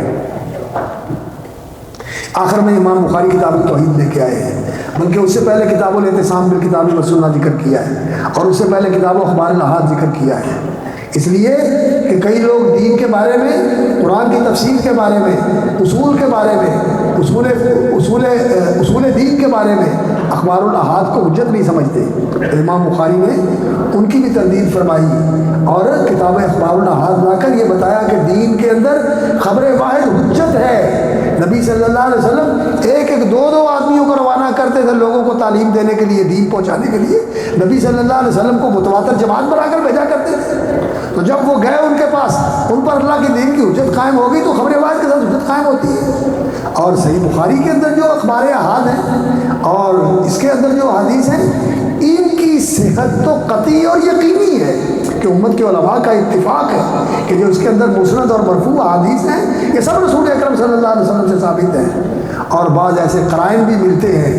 ابو زید مروزی رحمۃ اللہ علیہ فرماتے ہیں کہ میں حرم میں بیٹھا ہوا کعبے کے ساتھ ٹیک لگا کے، تو مجھے نیند آ گئی، بیٹھا بیٹھا سو گیا، اور میں خواب میں کیا دیکھتا ہوں کہ نبی صلی اللہ علیہ وسلم کی زیارت ہوئی، اور نبی صلی اللہ علیہ وسلم نے فرمایا ابو زید وہ کب تک دوسروں کی کتابیں پڑھتے رہو گے، شافعی کی اور کسی اور کی، میری کتاب نہیں پڑھتے ہو؟ تو میں چونکا اور میں نے کہا آپ کی کتاب کون سی ہے؟ فرمایا تمہیں پتہ نہیں، محمد بن اسماعیل بخاری کی کتاب میری کتاب ہے۔ اللہ اکبر، یہ میری کتاب ہے۔ تو ایسے قرائن بھی موجود ہیں، اور صرف خوابوں کی بات نہیں ہے بلکہ حقیقت ہے، واقعاتی حقیقت ہے، فیکٹ ہے، سائنٹیفک فیکٹ ہے، علمی فیکٹ ہے کہ علماء نے ایک حدیث پہ ڈیرے ڈالے، چھان بین کی، روایت کو دیکھا، الفاظ کو دیکھا، ان کے متعلقات کو دیکھا، اور پھر انہوں نے یہ بات کہی کہ واقعتاً اگر کوئی آدمی قسم کھا لے کہ جو کچھ صحیح بخاری کے اندر مرفوع اور مسند موجود ہے وہ سب صحیح ہے، تو اس کی قسم سچی ہے، اس کو کفارہ نہیں دینا پڑے گا۔ اور اگر کوئی آدمی یہ کہہ دے کہ اگر یہ صحیح نہ ہو تو میری بیوی کو طلاق، کہتے ہیں اس کی بیوی رہے گی، طلاق نہیں ہوگی، کیونکہ صحیح بخاری کی ساری حدیثیں صحیح ہیں۔ علماء نے اس کی تصدیق کی، امام الحرمین نے یہ بات کہی، اس طرح دوسرے علماء نے بھی یہ باتیں کہی۔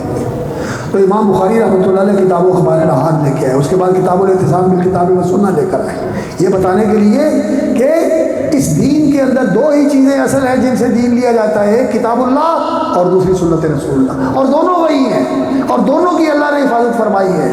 قرآن کی بھی حفاظت فرمائی ہے، یہ حفاظ قرآن، یہ قرائے قرآن، یہ قرآن کے قاری اور یہ قرآن کے مقری، اللہ اکبر، ان کے سینوں میں قرآن محفوظ ہے۔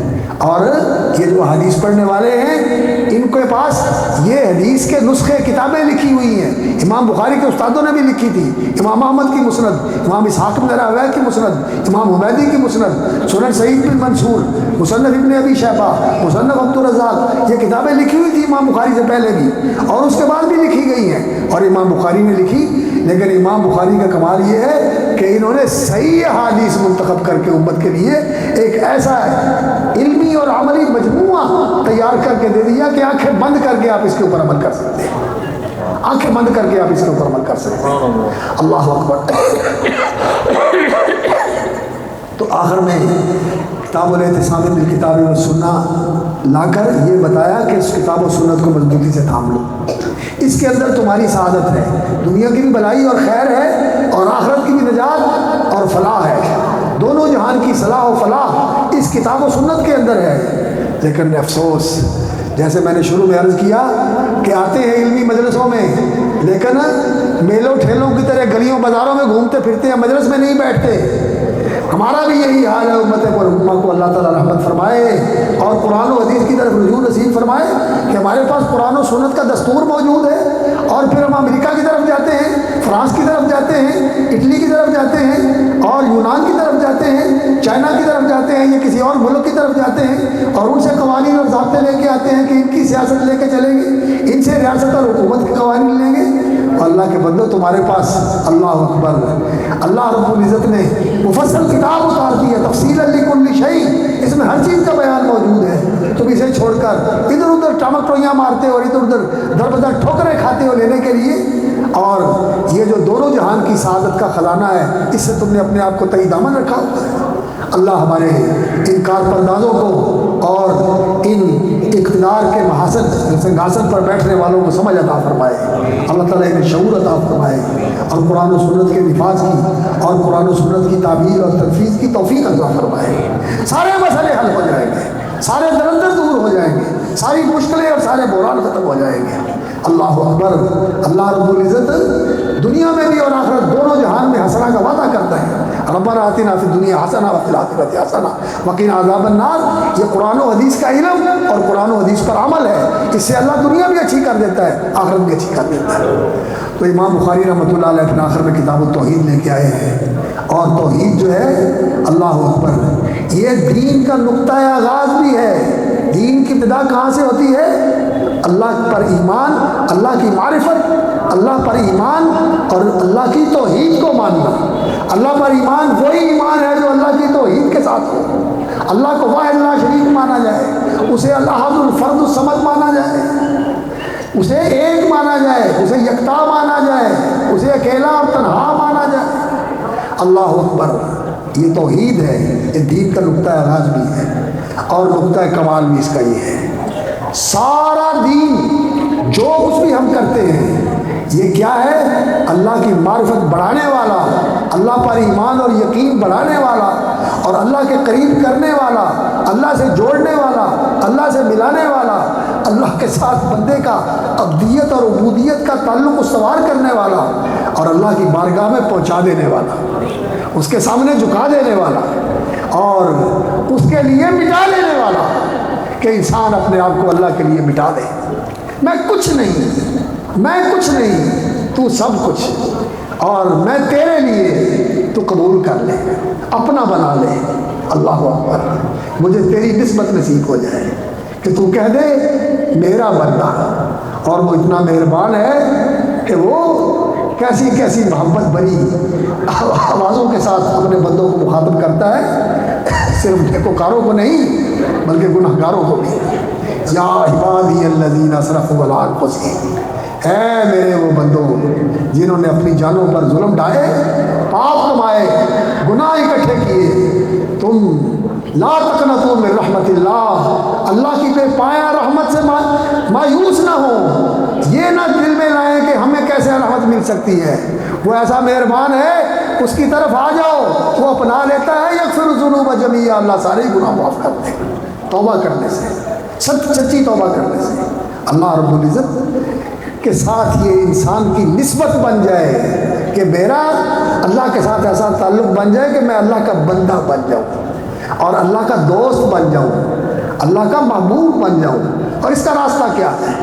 اس کا راستہ ہے اللہ کی رسی قرآن کو مضبوطی سے پکڑ لو، واعتصموا بحبل اللہ جمیعا ومن یعتصم باللہ فقد ہدی الی صراط مستقیم، اور محمد الرسول اللہ صلی اللہ علیہ وسلم کے نقش قدم کو پکڑ لو، نبی صلی اللہ علیہ وسلم کے قدموں پہ چلو، نبی صلی اللہ علیہ وسلم کی راہ پہ چلو، نبی صلی اللہ علیہ وسلم کی سنتوں پہ عمل کرو، نبی صلی اللہ علیہ وسلم کے فرامین پہ عمل کرو۔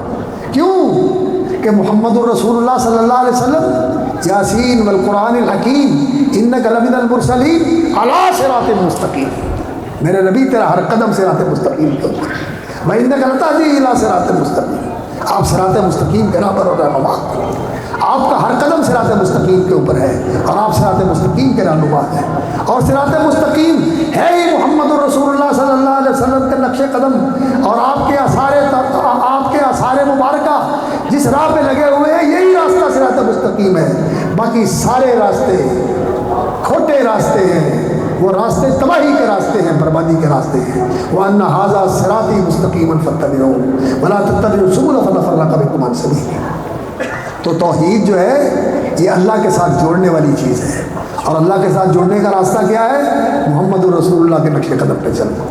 قُلْ إِن كُنتُمْ تُحِبُّونَ اللَّهَ، اللہ سے پیار کرتے ہو اور اللہ کے پیارے بننا چاہتے ہو تو راستہ کیا ہے؟ فَاتَّبِعُونِي، میرے پیچھے پیچھے چلے آؤ، میرے نقش قدم کو اپنا لو، يُحْبِبْكُمُ اللَّهُ، اللہ تعالیٰ تمہیں صرف اپنا ہی نہیں بلکہ اپنا محبوب بنا لے گا، اللہ کی محبت مل جائے گی، اللہ کی ولایت مل جائے گی۔ اللہ اِنَّ أَوْلِيَاءَ اللَّهِ لَا خَوْفٌ عَلَيْهِمْ، اور یہ دین کا کمال ہے، یہ نقطۂ عروج ہے، توحید، انسان اللہ رب العزت کا بندہ بن جائے اور اللہ رب العزت اسے اپنا بنا لے، اپنا دوست بنا لے، اللہ کے اولیاء کی صف میں شامل ہو جائے، پھر یہ مقام ہوتا ہے۔ اللہ فرماتے ہیں من عادى لي وليا، یہ بھی بخاری کی حدیث ہے، فقد آذنته بالحرب، فرمایا جو میرے دوست سے دشمنی کرتا ہے میرا اس کے خلاف اعلان جنگ ہے۔ اللہ فرماتا ہے میرا اس کے خلاف اعلان جنگ ہے، میں اس کو نہیں چھوڑوں گا، دنیا میں بھی ذلیل کروں گا اور آخرت میں بھی ذلیل کروں گا۔ اور آج اگر ہم ذلیل ہیں تو کس وجہ سے؟ کہ ہم نے اللہ کی دوستی والا راستہ چھوڑا ہوا ہے، کافروں سے دوستیاں ہیں، ملحدوں سے دوستیاں ہیں، منافقوں سے دوستیاں ہیں، فاسق فاجروں سے دوستیاں ہیں، لیکن دوستی نہیں ہے تو اللہ والوں سے دوستی نہیں ہے، بلکہ ان کے راستے میں رکاوٹیں کھڑی کرتے ہیں، اداروں کو پریشان کرتے ہیں، ان کو کام کرنے میں دقتیں پیدا کرتے ہیں، رکاوٹیں کھڑی کرتے ہیں، کبھی ان کے اکاؤنٹ بند کر دو، کبھی ان کے سورسز فریز کر دو، کبھی ان کے لیے مشکلات کھڑی کر دو، کبھی ان کو کہو کہ یہ دار الحدیث اور دور الحدیث اور جامعہ محمدیہ اس طرح کے نام تم نے لکھے ہوئے ہیں، اسے بنا کر اسے یونیورسٹیاں اور کالج بنا دو۔ اور خدا کے بندو، ان کی وجہ سے تو ساری برکتیں ہیں، یہ ہیں تو اللہ کی رحمتیں ہیں۔ جس دن اللہ اللہ اور لا الہ الا اللہ کہنے والے نہیں رہیں گے، دنیا کی بساط لپیٹ دی جائے گی، دنیا تہس نہس ہو جائے گی، یہاں کچھ باقی نہیں رہے گا۔ ڈر جاؤ اللہ سے، آ جاؤ اللہ کے دین کی طرف، مان لو اللہ کو، اور اللہ کے دوستوں کے دوست بن جاؤ اور اللہ کے دشمنوں کے دشمن بن جاؤ، اللہ کے دشمنوں کے دشمن بن جاؤ، ان کے ساتھ دوستی نہ رکھو، اللہ تمہیں بے نیاز کر دے گا، کسی کی محتاجی نہیں رہنے دے گا۔ ان ولی اللہ الذی نزل الکتاب وهو یتولی الصالحین، اللہ میرا دوست ہے اور وہ نیکوں کا مددگار ہے، اگر نیک بن جائیں، اللہ کے دوست بن جائیں تو اللہ رب العزت سب سے بے نیاز کر دیتا ہے، سب سے بے نیاز کر دیتا ہے۔ تو آخر میں کتاب التوحید لے کے آئے ہیں، اور کتاب التوحید کا جو باب ہے آخری، اللہ اکبر، اس میں بھی کمال انتخاب ہے امام بخاری رحمۃ اللہ علیہ۔ توحید اور توحید کے ساتھ تفرید، ایک توحید ہے اللہ رب العزت کی وحدانیت اور اس کی احدیت اور اس کی صمدیت اور اس کی الوہیت، اس کی ربوبیت، اس کے اسماء و صفات جس طرح ہے۔ لمبی بحثیں جو تھیں یا میں نے ساری چھوڑ دی ہیں، وقت محدود ہے اور شیخ الحدیث بھی بیٹھے ہوئے ہیں، ہنسی بات ہے، مجھے تو بات کرتے ہوئے بھی جو ہے نا بڑا محسوس ہو رہا ہے کہ گستاخی ہو رہی ہے، اللہ تعالیٰ مجھے معاف فرمائے، لیکن بس حکم تھا تو الامر فوق الادب کے تحت میں شروع ہو گیا، تو بات بھی بس میری ایسی بے ربط سی باتیں ہیں، طالب علموں والی باتیں کر رہا ہوں میں۔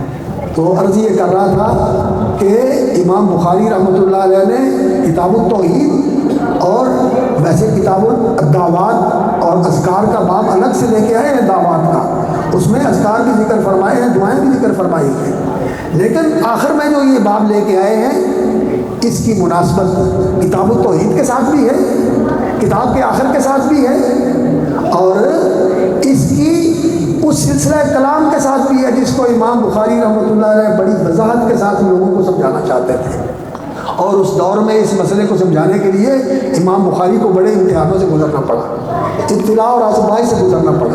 وہ کیا نکتہ تھا؟ قرآن اللہ کا کلام ہے اور بحرف و صوت، یہ اللہ رب العزت کے کلام کے حروف ہیں، اور اللہ رب العزت کی آواز سے جبریل امین نے سنے جیسے اللہ کی آواز ہے اس کی شان کے شایا، اور اللہ رب العزت کے یہ حروف اور کلمات ہیں، اللہ کا کلام ہے بحرف و صوت، حرف اور صوت کے ساتھ یہ اللہ کا کلام ہے۔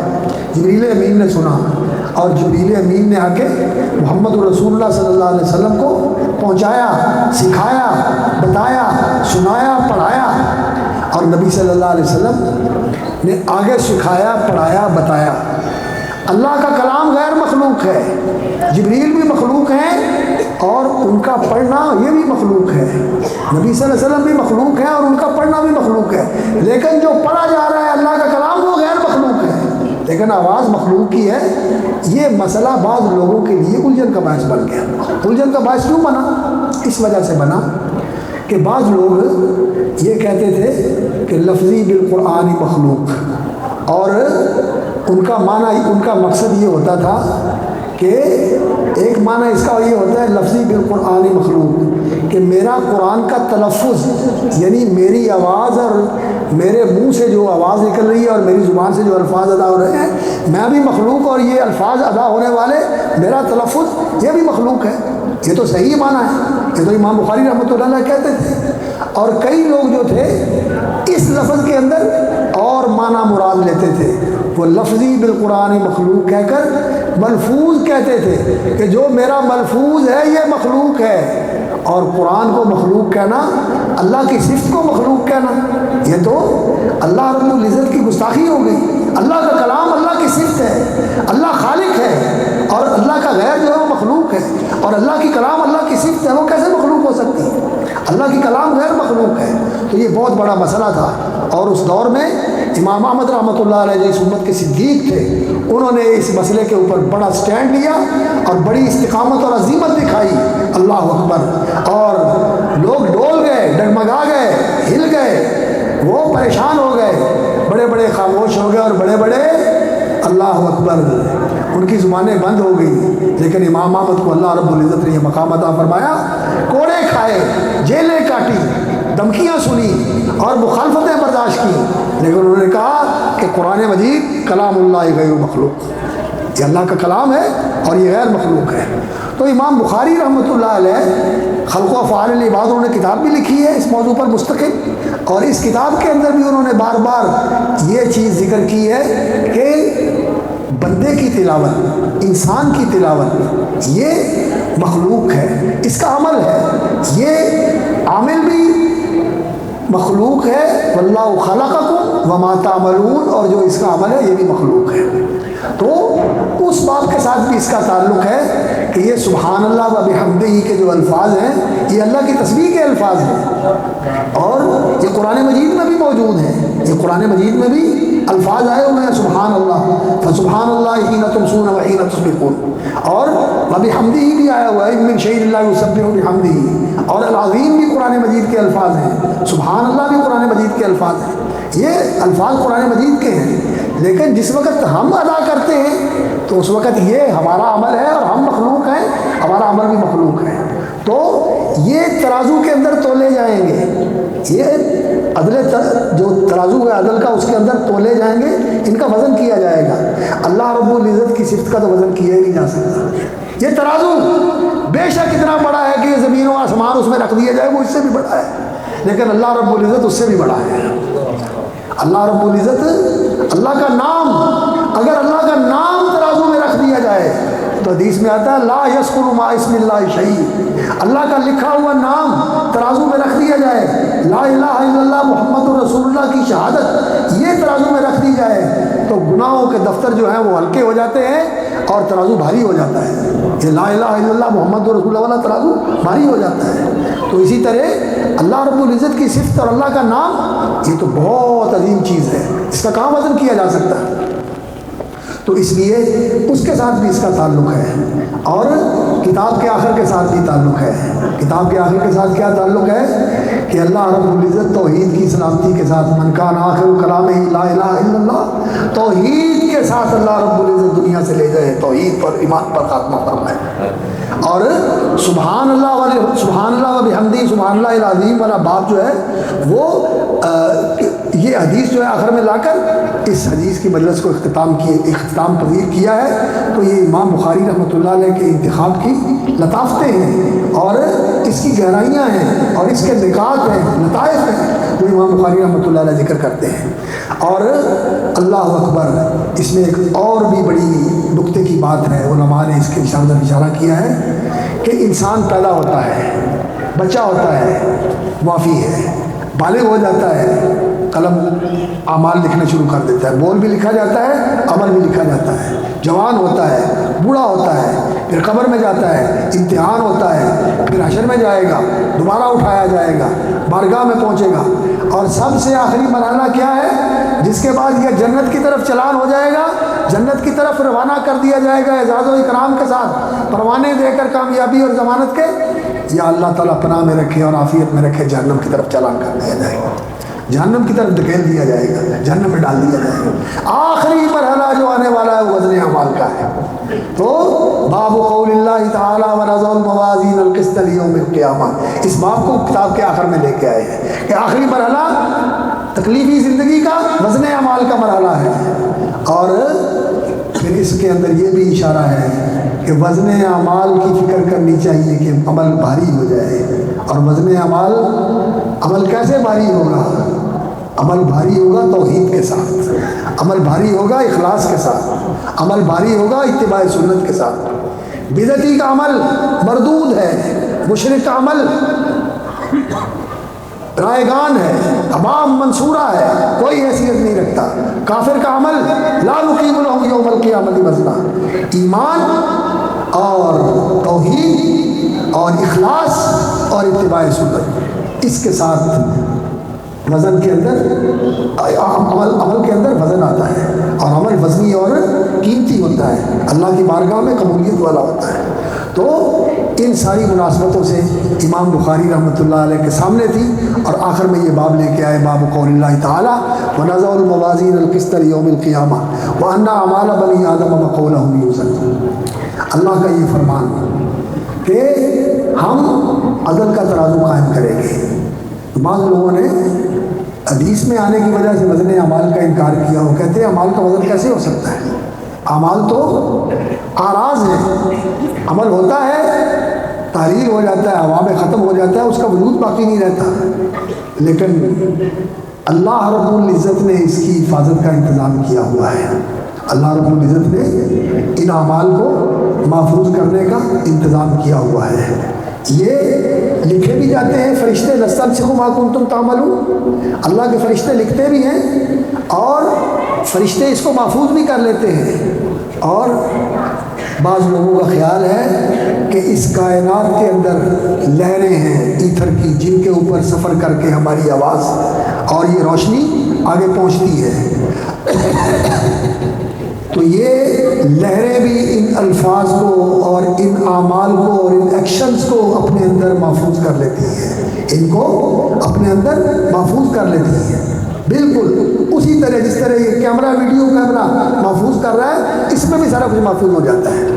بلکہ ان کا خیال ہے کہ ایسا کیمرہ بھی ایجاد ہو جائے گا، کوشش کر رہے ہیں کہ ایک واقعہ جہاں ہوا ہے کسی کمرے کے اندر، بعد میں وہاں سے آ کر اس کی تصویر بھی لی جا سکتی ہے، لیکن ابھی تک ان تصویروں کو الگ کرنے کا ان کے پاس سسٹم نہیں۔ تو یہ ریکارڈ موجود ہے، اور اللہ رب العزت نے یہ ریکارڈ قیامت والے دن ما لهذا الکتاب لا یغادر صغیرۃ ولا کبیرۃ الا احصاها، جو کچھ ہے چھوٹا بڑا زندگی کا سب لکھا ہوا دفتر بھی موجود ہے، وجدوا ما عملوا حاضرا، اور زندگی میں جو کیا تھا وہ بھی سامنے ہے، وہ بھی سامنے ہے، وجدوا ما عملوا حاضرا، ہر چیز سامنے ہے۔ اللہ اکبر۔ اور پھر بھی انسان اسے انکار کرے گا، کہے گا یا اللہ آج تیرا وعدہ ہے کہ تو عدل کرے گا اور تو کسی پر زیادتی نہیں کرے گا، اور میں یہ کہتا ہوں کہ تیرے لکھنے والے فرشتوں نے بھی جو میرے بارے میں لکھا ہے یہ صحیح نہیں ہے، اور یہ جو کچھ پیش کیا جا رہا ہے یہ بھی صحیح نہیں ہے۔ لا اجیز علی نفسی شاہدا الا بالنفسی، میں تو صرف اپنے بارے میں اپنی گواہی قبول کروں گا۔ بڑا چتر بنے گا، بڑا چالاک بنے گا، اور اللہ کو چیلنج کرے گا کہ میں تو اپنے بارے میں جو کہہ رہا ہوں میں تو کہہ دوں گا میں نہیں مانتا، میں نہیں مانتا، میں نہیں مانتا، میں نہیں مانتا، اس کو بھی نہیں مانتا، اس کو بھی نہیں مانتا، جیسے آج کل لوگ کرتے ہیں، جھوٹی گواہیاں دیتے ہیں، جھوٹے بیان دیتے ہیں، جھوٹے وکیل کرتے ہیں، اور بھی جھوٹے کرتے ہیں، میں نہیں لیتا نام ان کا، پیسے دے کے سب کو خرید لیتے ہیں۔ وہ یہ سمجھے گا کہ میں تو اللہ رب العزت کے سامنے اپنے بارے میں جو کہہ رہا ہوں بس اس کو منوا لوں گا، تو پھر اللہ رب العزت کیا کریں گے؟ اللہ رب العزت پھر اس بولتی زبان کو بند کر دیں گے۔ یہ بولتی زبان بند ہو جائے گی۔ الیوم نختم علی افواہہم وتکلمنا ایدیہم وتشہد ارجلہم بما کانوا یکسبون، نختم علی افواہہم وتکلمنا ایدیہم وارجلہم، زبانیں بھی گواہی دیں گی اس کے خلاف، ہاتھ پاؤں بھی گواہی دیں گے، جسم کا انگ انگ اس کے خلاف بول کے گواہی دے گا۔ الیوم نختم علی افواہہم وتکلمنا ایدیہم وتشہد ارجلہم بما کانوا یکسبون۔ اللہ اکبر، منہ بند ہو جائے گا اور ہر چیز بول بول کے گواہی دے گی، تو وہ کہیں گے اللہ اکبر، وقالوا لجلودہم لم شہدتم علینا، وہ اپنے آپ کو کاٹیں گے اور پیٹیں گے اور نوچیں گے اور کہیں گے ہمارے خلاف گواہی دے رہے ہو، تو وہ کہیں گے انطقنا اللہ الذی انطق کل شیء، انگلیاں بول رہی ہیں، پاؤں بول رہے ہیں، جسم کا انگ انگ اور رواں رواں بول رہا ہے، اور وہ کہیں گے جس نے اس زبان کو بلایا اس نے ہمیں بھی گویا کر دیا ہے، ہمیں بلا دیا ہے۔ اللہ رب العزت نے ہر چیز کو محفوظ کیا ہوتا ہے، ہر چیز سامنے آنے والی ہے۔ اللہ اکبر، یہ چیز ذکر کی ہے، ایک تو موعظت کے لیے، نصیحت کے لیے کہ انسان ہوش مند ہو کر اور بڑا ذمہ دار بن کے اور بڑا سمجھدار بن کے زندگی گزارے ہیں، ایسے ہی نہ بیوقوفوں کی طرح نادانوں کی طرح زندگی گزارتے ہیں۔ اس لیے اس بات کو آخر میں لے کے آئے موعظت کے لیے، اور زندگی کا آخری مرحلہ ہے اس کی یاد دہانی کے لیے، اور اعمال کا وزن ہونے والا ہے، ان کو وزنی بنانے کی کوشش کرو، للہیت کے ساتھ، اخلاص کے ساتھ، اتباع سنت کے ساتھ، توحید اور ایمان کے ساتھ۔ وَأَنَّ أَعْمَالَ بَنِي آدَمَ وَقَوْلَهُمْ يُوزَنُ، تَضَعُ الْمَوَازِينَ الْقِسْطَ لِيَوْمِ الْقِيَامَةِ، عدل کا ترازو ہم رکھیں گے۔ موازین جمع ہے، کہتے ہیں علماء راجع موقف یہی ہے کہ ترازو ایک ہی ہے، لیکن مختلف اعمال کی وجہ سے، اعمال کے تعدد کی وجہ سے اور عاملین کے متعدد ہونے کی وجہ سے ہر ایک کے لیے وہ ترازو قائم کیا جائے گا، اور اس کے اعمال تولے جائیں گے، نمازیں تولی جائیں گے، روزے تولے جائیں گے، صدقات تولے جائیں گے، حسنات تولے جائیں گے، اخلاق تولے جائیں گے، جو جو انسان کے کام ہے وہ تولے جائیں گے، تو اس کے اعتبار سے اس کی جمع ہے، تنوع کے اور تعدد کے اعتبار سے، وگرنہ ترازو ایک ہی ہے۔ اور یہ 50,000 سال کا دن ہے جس کے اندر یہ اعمال کا وزن ہوگا اور لوگوں کے فیصلے ہوں گے، لیکن کئی خوش نصیب ایسے ہوں گے جن کے لیے یہ دن ایسے ہی ہوگا جیسے عصر کی نماز پڑھ کے آ گئے ہیں۔ اللہ تعالیٰ ہمیں اس مرحلے میں سرخرو فرمائے، اور اللہ تعالیٰ بغیر حساب کتاب کے جنت میں داخل کرتے۔ اور علماء نے لکھا ہے کہ کئی لوگ ایسے بھی ہوں گے جو بغیر حساب کے جنت میں جائیں گے، ان کے لیے ترازو قائم نہیں ہوگا، اللہ رب العزت ویسے ہی ان کو جنت میں بھیج دے گا، گرین چینل ہے ان کا، قبروں سے اٹھے اللہ رب العزت جنت میں بھیج دے گا۔ اللہ تعالیٰ ہمیں ان میں شامل فرمائے اپنی رحمت کے ساتھ۔ اور اس کے لیے کیا ہے؟ توحید سچی ہونی چاہیے، کھری توحید، خالص توحید، سچی توحید ہونی چاہیے، ان کو اللہ رب العزت ان میں شامل فرمائے گا۔ اور کئی لوگ جو ہیں ان کا جہنم کی طرف چلان بھی ایسے ہوگا۔ اللہ اکبر، اللہ اکبر۔ اور وہ بھی وہ جنہوں نے کفر کے اندر زندگی گزاری اور کوئی نیکی بھی نصیب نہیں ہوئی، اور اگر کوئی نیکی کی تھی تو دنیا میں اس کا بدلہ مل گیا اور آخرت میں ان کے لیے کچھ بھی نہیں تھا، ہر کچھ برباد اور ضائع ہو گیا۔ لا نقیم لهم یوم القیامت وزنا، ان کے لیے وزن ترازو قائم ہی نہیں کیا جائے گا، ایسے ہی اٹھا کے جہنم میں پھینک دیا جائے گا، نعوذ باللہ من ذالک۔ یہ تو مستثنیٰ ہے، باقی سارے لوگوں کے اعمال کا وزن ہوگا۔ والوزن یومئذ الحق، دو معنی ہیں اس کے، ایک یہ کہ اس دن ترازو کے اندر وزن اعمال پر حق ہے، ہو کے رہے گا، اور دوسرا معنی اس کا یہ بھی کرتے ہیں علماء کہ اس دن جو وزن ہوگا وہ حق کا ہوگا، باطل کا کوئی وزن نہیں ہوگا، باطل کا کوئی وزن نہیں ہوگا۔ جو خلاف سنت ہے وہ باطل ہے، جس کے اندر شرک کی آمیزش ہے وہ باطل ہے، جو نا حق ہے وہ باطل ہے، نا حق کی کوئی قیمت نہیں ہوگی۔ اس لیے دین کو خالص کرو، سنت کے مطابق کرو، توحید کو اپناؤ، توحید کے مطابق عمل کرو، تو پھر اس کا وزن ہوگا، وگرنہ سب کچھ رائگان اور برباد جائے گا۔ وَأَنَّا مَالَ بَنِي آدَمَ وَقَوْلَهُ يُوزَنُ وَقَالَ مُجَاهِدُ الْقِسْطَاسُ الْعَدْلُ بِالرُّومِيَّةِ۔ امام مجاہد ابن جبر کہتے ہیں کہ قسطاس کا لفظ جو قرآن مجید میں سورۃ الشعراء اور سورۃ الاسراء میں آیا ہے، وَزِنُوا بِالْقِسْطَاسِ الْمُسْتَقِيمِ، یہ قسطاس کا لفظ رومی زبان میں عدل کے معنی میں استعمال ہوتا ہے۔ تو کیا یہ رومی زبان سے قرآن میں آیا ہے؟ علماء نے لکھا کہ نہیں، قرآن انزلنا قرآن عربیہ، اللہ نے فرمایا ہم نے اسے قرآن عربی زبان میں نازل کیا ہے۔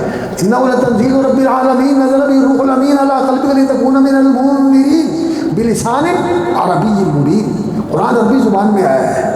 ہاں یہ ہو سکتا ہے کہ جیسے مکہ ام القریٰ ہے، اسی طرح عربی ام الالسنہ ہے، یہ ساری زبانوں کی ماں ہے، اس زبان سے دوسری زبانوں میں چلا گیا ہوگا، رومی میں بھی چلا گیا ہوگا۔ اور رومی جو ہے آج تو روم اٹلی کا ایک شہر ہے، اسی زمانے میں یونان، یہ اٹلی اور یہ جو جتنے سارے فرانس اور برطانیہ اور آئرلینڈ، اسکاٹ لینڈ وغیرہ جتنے جزائر ہیں، یہ سارے رومی شمار ہوتے تھے، لیکن آج تو ایک روم چھوٹا سا شہر ہے اٹلی کا، لیکن اس وقت سب کو روم کہا جاتا تھا۔ ان کی جو اصل زبان ہے وہ لیٹن ہے، لاطینی زبان، وہ ان کی اصل ہے۔ جیسے ہمارے بر صغیر کی زبانوں کی ماں کون سی زبان ہے؟ سنسکرت بنگالی کی اور گجراتی کی، ہندی کی اور پنجابی کی، سندھی کی اور پشتو کی، ان ساری زبانوں کی، پشتو تو شاید ترکوں کا بھی اس میں اثر ہے، ترکوں کا اور فارسیوں کا بھی اثر ہے، یہ ادھر سے آئی ہوئی نسل ہے، یہ ایران اور ترک سے آئی ہوئی نسل ہے، یہ پشتو والے پختون جو ہے۔ تو یہ جو بر صغیر کی زبانیں ہیں ان کی ماں سنسکرت ہے، تو لاطینی جو ہے یہ یورپ کی زبانوں کی ماں ہے، لیکن عربی جو ہے یہ ساری زبانوں کی ماں ہے۔ اس لیے امام علامہ احمد شاکر رحمۃ اللہ علیہ نے اور اسی طرح محمود شاکر رحمۃ اللہ علیہ نے عربی زبان کے متعلق لکھا ہے کہ اس زبان کے اندر جو وسعت ہے اور اس کے اندر جو گہرائی ہے اور اس کے اندر جو بلاغت ہے اور اس کے اندر جو تعبیر کا تنوع ہے اور جو اس کے اندر باریکیاں اور لطافتیں ملحوظ ہیں، یہ دنیا کی کسی زبان میں نہیں ہے۔ یہ میں نہیں کہتا، یہ بڑے بڑے وہ ماہر جو زبانوں کے ماہر ہیں، جنہیں مختلف زبانیں آتی ہیں اور انہوں نے ان کا ادب کا مطالعہ کیا، ان کا یہ کہنا ہے کہ عربی زبان جو ہے یہ بڑی عظیم زبان، اسی لیے اللہ رب العزت نے اپنے آخری پیغام کے لیے قرآن مجید کو عربی زبان میں نازل فرمایا ہے۔ محمد رسول اللہ صلی اللہ علیہ وسلم کو اللہ نے عربوں کے اندر بھیجا ہے کہ قرآن کے معنی کے اندر جو گہرائی اور وسعت ہے کہ جیسے جیسے وقت گزر رہا ہے قرآن کے معانی سامنے آ رہے ہیں، لیکن یہاں یہ ایک بات یاد رکھیں کہ قرآن مجید کے ایسے معنی کہ سائنس کے مطابق قرآن مجید کے معنی کیے جائیں، جو سائنس آج کچھ ہے اور کل کچھ اور ہو سکتی ہے، غلط بات ہے، ایسا نہیں کرنا چاہیے۔ قرآن مجید یہ اللہ کی کتاب ہے اور اس کے اندر جو حقیقت ہے اس کو اسی فہم کے ساتھ اور اسی ذہن کے ساتھ سمجھنا چاہیے جو صحابہ اور تابعین کا تھا اور جو ائمہ تفسیر کا تھا، اسی فہم کے ساتھ اس کو سمجھنا چاہیے۔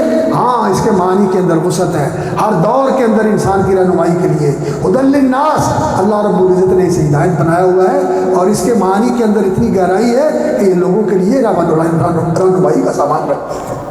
رہنمائی کا پورا سامان اس کے اندر موجود ہے، ہر دور کے انسان کے لیے رہنما ہے۔ اور واقعتاً فلسفیوں نے پڑھا تو قرآن کے گرویدہ ہو گئے ہیں، بڑے بڑے فلسفی اور بڑے بڑے حکیم اور بڑے بڑے سائنٹسٹ۔ مورس بکائی کا نام آپ نے سنا ہوگا، ڈاکٹر تھا، قرآن پڑھا مسلمان ہو گیا۔ اور علامہ اقبال ادیب بھی تھے، شاعر بھی تھے، فارسی اردو دونوں کے شاعر تھے، اور قانون دان بھی تھے، فلسفہ اور قانون دونوں ہی ان کا موضوع تھا، لیکن قرآن مجید پڑھا، سمجھ کے پڑھا، اور پھر وہ کہتے تھے یہ کتابیں نیز چیزیں دیگر است، یہ کتاب نہیں، یہ تو کچھ اور ہی چیز ہے۔ فاش گویا ماچ در دل مثبت، یہ کتابیں نیز چیزیں دیگر است، کیوں بجاوت رفت جہاں دیگر شود، جہاں چو دیگر شد جہاں دیگر شود۔ جب یہ انسان کے اندر اترتا ہے تو انسان کی دنیا ہی بدل جاتی ہے، انسان کی نظر بدل جاتی ہے، انسان کی سوچ بدل جاتی ہے، انسان کی فکر بدل جاتی ہے، انسان کی زندگی بالکل تبدیل ہو کے رہ جاتی ہے۔ تو قرآن مجید عربی زبان میں نازل ہوا ہے، اس لیے عربی زبان بڑی عظیم زبان ہے۔ تو امام مجاہد رحمۃ اللہ علیہ کا قول کا یہ مطلب لینا کہ رومی زبان سے قرآن میں آ گیا، یہ بات صحیح نہیں ہے۔ صرف انہوں نے ایک فائدے کے لیے ایک بات جو ہے نا شیء بشیء یوز کر، تو میزان کا ذکر آیا تو اس کے ساتھ دوسرا لفظ جو ہے قرآن میں استعمال ہوا ہے نازع الموازین، اس کے ساتھ جو دوسرا لفظ استعمال ہوا ہے وہ قسطاس ہے، تو اس کی مناسبت سے انہوں نے یہ ذکر کر دیا۔ وقال والقسط مصدر المقسط وهو العادل۔ اور امام بخاری رحمۃ اللہ علیہ بہت فقہی بصیرت بھی رکھتے تھے، لغوی بصیرت بھی رکھتے تھے، اصولی بصیرت بھی رکھتے تھے، اصول دین کے بھی عالم اور بہت بڑے شناور تھے، اور فقہ کے بھی بہت بڑے وسیع عالم تھے۔ تو انہوں نے لغوی فائدہ بھی ذکر کر دیا کہ قرآن مجید کے اندر لفظ آیا ہے قسط بھی، اور قاسط بھی آیا ہے، مقسط بھی آیا ہے۔ تو انہوں نے یہ طالب علموں کو سمجھانے کے لیے کہہ دیا کہ قاسط جو ہے اس کا اور مفہوم ہے، مقسط کا مفہوم اور ہے، اور مقسط جو ہے اس کا اصل مصدر بحذف الزوائد، اصل مصدر ہے، جو مصدر کا مصدر ہے وہ قسط ہے، اور اس کا معنی عدل کرنا ہوتا ہے، عدل، اور عدل کہتے ہیں انصاف کو، اور انصاف جو ہے یہ صرف اللہ کے دین کے ساتھ قائم ہو سکتا ہے۔ خدا کی قسم اگر دنیا میں چاہتی ہے کہ عدل اور انصاف قائم کیا جائے تو اس کا راستہ صرف یہی ہے کہ تمت کلمۃ ربک صدقا وعدلا، اللہ رب العزت کا کلام جو قرآن و سنت کی شکل میں ہمارے پاس موجود ہے، قرآن اللہ کے الفاظ ہیں، مطلوب وہی ہے، اور حدیث بھی یہ وہی ہے، لیکن مطلوب نہیں ہے، لیکن مفہوم اللہ کی طرف سے ہے، یہ اللہ کا کلام ہے اور یہ اللہ کی کتاب ہے، اس کے اندر عدل ہے۔ تو عدل جو ہے یہ المقسط، ويقال والقسط مصدر المقسط وهو العادل واما القاسط فهو الجائر۔ قاسط جو ہے یہ جائر کو کہتے ہیں، جائر کس کو کہتے ہیں؟ جائر، جور کا معنی ہوتا ہے ہٹ جانا، ادھر چلے جانا، وهو الجائر، یہ ظالم کو کہا جاتا ہے، وما القاسطون فكانوا لجهنم حطبا۔ اور پھر امام بخاری رحمۃ اللہ علیہ اپنی سند کے ساتھ ذکر کرتے ہیں، قال حدثنا احمد بن اشکاب، دونوں طرح ٹھیک ہے، حمزے کے فتح کے ساتھ بھی اور کسرے کے ساتھ بھی، اور با کو منصرف بھی پڑھا جا سکتا ہے، غیر منصرف بھی پڑھا جا سکتا ہے، دونوں طرح جائز ہے۔ حدثنا احمد بن اشکاب قال حدثنا محمد بن فضیل عن عمارة بن القعقاع عن ابی زرعہ عن ابی ہریرہ رضی اللہ تعالی عنہ۔ ان کے شاید استاد ہیں احمد بن اشکاب، وہ کہتے ہیں میرے استاد محمد بن فضیل بن غزوان الزبی الکوفی نے مجھے بتایا، وہ کہتے ہیں میں اپنے استاد سے حدثنا کے ساتھ بھی یہ روایت موجود ہے صحیح بخاری کے اندر، عن عمارة بن القعقاع عن ابی زرعہ عن ابی ہریرہ، وہ ابو زرعہ سے روایت کرتے ہیں۔ یہ ابو زرعہ جو ہے یہ جریر بن عبداللہ البجلی رضی اللہ عنہ کے پوتے ہیں، ان کا نام حرم تھا، حرم بن عامر بن جریر البجلی، اور وہ بھی اپنی کنیت کے ساتھ معروف تھے ابو زرعہ، وہ حضرت ابو ہریرہ رضی اللہ تعالیٰ عنہ سے روایت کرتے ہیں، وہ بھی اپنی کنیت کے ساتھ معروف تھے، ان کا نام عبد الرحمن بن صخر تھا۔ وہ کہتے ہیں ابی ہریرہ رضی اللہ تعالیٰ عنہ، تو اس میں حدثنا بھی آ گیا اور عن بھی آ گیا، اور ابو ہریرہ کہتے ہیں قال النبی صلی اللہ علیہ وسلم، قال، یہ صیغ الادا، حدثنا بھی آ گیا عن بھی آ گیا، لیکن بخاری کا عنانہ جو ہے یہ سما پر معمول ہوتا ہے، کیوں؟ اس لیے کہ امام بخاری لکھا کے قائل ہے، وہ کہتے ہیں کہ جو عن کے ساتھ روایت کرتا ہے وہ مدرس بھی نہ ہو اور اس کا اپنے استاد کے ساتھ معاصرت کے ساتھ لکھا بھی ثابت ہو، تو بخاری کی جو عن ہے یہ اتصال کے اوپر معمول ہوتی ہے، تو عنانہ جو ہے۔ تو نبی ہریرہ رضی اللہ تعالیٰ عنہ قال قال النبی صلی اللہ علیہ وسلم کلمتان حبیبتان الی الرحمن، اللہ اکبر. کلمتان حبیبتان الرحمن، دو بول ہیں، دو کلمے ہیں. کلمہ و کلمتون بہا کلام قد یعمل. ابن مالک نے کہا ہے نا کہ کلمہ بول کر کلام مراد لیا جاتا ہے. سبحان اللہ و بحمدہ یہ کلمہ ہے، یہ کلمہ ہے. اور سبحان اللہ العظیم یہ کلمہ ہے اور کلام ہے، بامانہ کلام ہے. سبحان اللہ و بحمدہ بامانہ پورا کلام ہے اور سبحان اللہ العظیم بھی بامانہ پورا کلام ہے. یہ دو بول ہیں، دو کلمے ہیں. کلمتان حبیبتان الرحمن، کلمتان حبیبتان الرحمن خفیفتان علی اللسان ثقیلتان فی المیزان سبحان اللہ و بحمدہ سبحان اللہ العظیم. آپ بھی سارا مجمع پڑھ لو، سبحان اللہ و بحمدہ سبحان اللہ العظیم. اللہ اکبر. دو بول ہیں جو اللہ کو بے حد محبوب ہیں اور زبان پر ادا کرنے میں بہت سہل اور آسان ہے. آپ نے ادا کیے بڑی آسانی سے ادا ہو جاتے ہیں. اور اللہ کے ترازو میں بہت بھاری ہے، وہ ترازو جس کے اندر اعمال تولے جائیں گے، اور وہ اتنا بڑا ترازو ہے، اگر اس کے اندر زمین و آسمان بھی رکھ دی جائے تو اس سے بھی بڑا. یہ اس ترازو کے اندر بہت بھاری ہوں گے. اور نبی صلی اللہ علیہ وسلم نے اس کو ایک دوسری حدیث میں ابو مالک اشعری رضی اللہ تعالیٰ عنہ کی حدیث ہے صحیح مسلم کی، اس میں فرمایا الحمدللہ تملأ المیزان. الحمدللہ کے جو الفاظ ہیں وبحمدہ کا معنی اللہ اپنی حمد کے ساتھ، یعنی الحمدللہ اللہ کے لیے حمد ہے، وبحمدہ اللہ اپنی حمد کے ساتھ. یہ الحمدللہ تملأ المیزان یہ ترازو کو بھر دیتا ہے. اور سبحان اللہ والحمدللہ اور سبحان اللہ والحمدللہ سبحان اللہ وبحمدہ، اور اس کو کھول دیا جائے تو سبحان اللہ والحمدللہ بن جاتا ہے. یہ دونوں زمین و آسمان کے درمیان ساری فضا بھر دیتی ہے.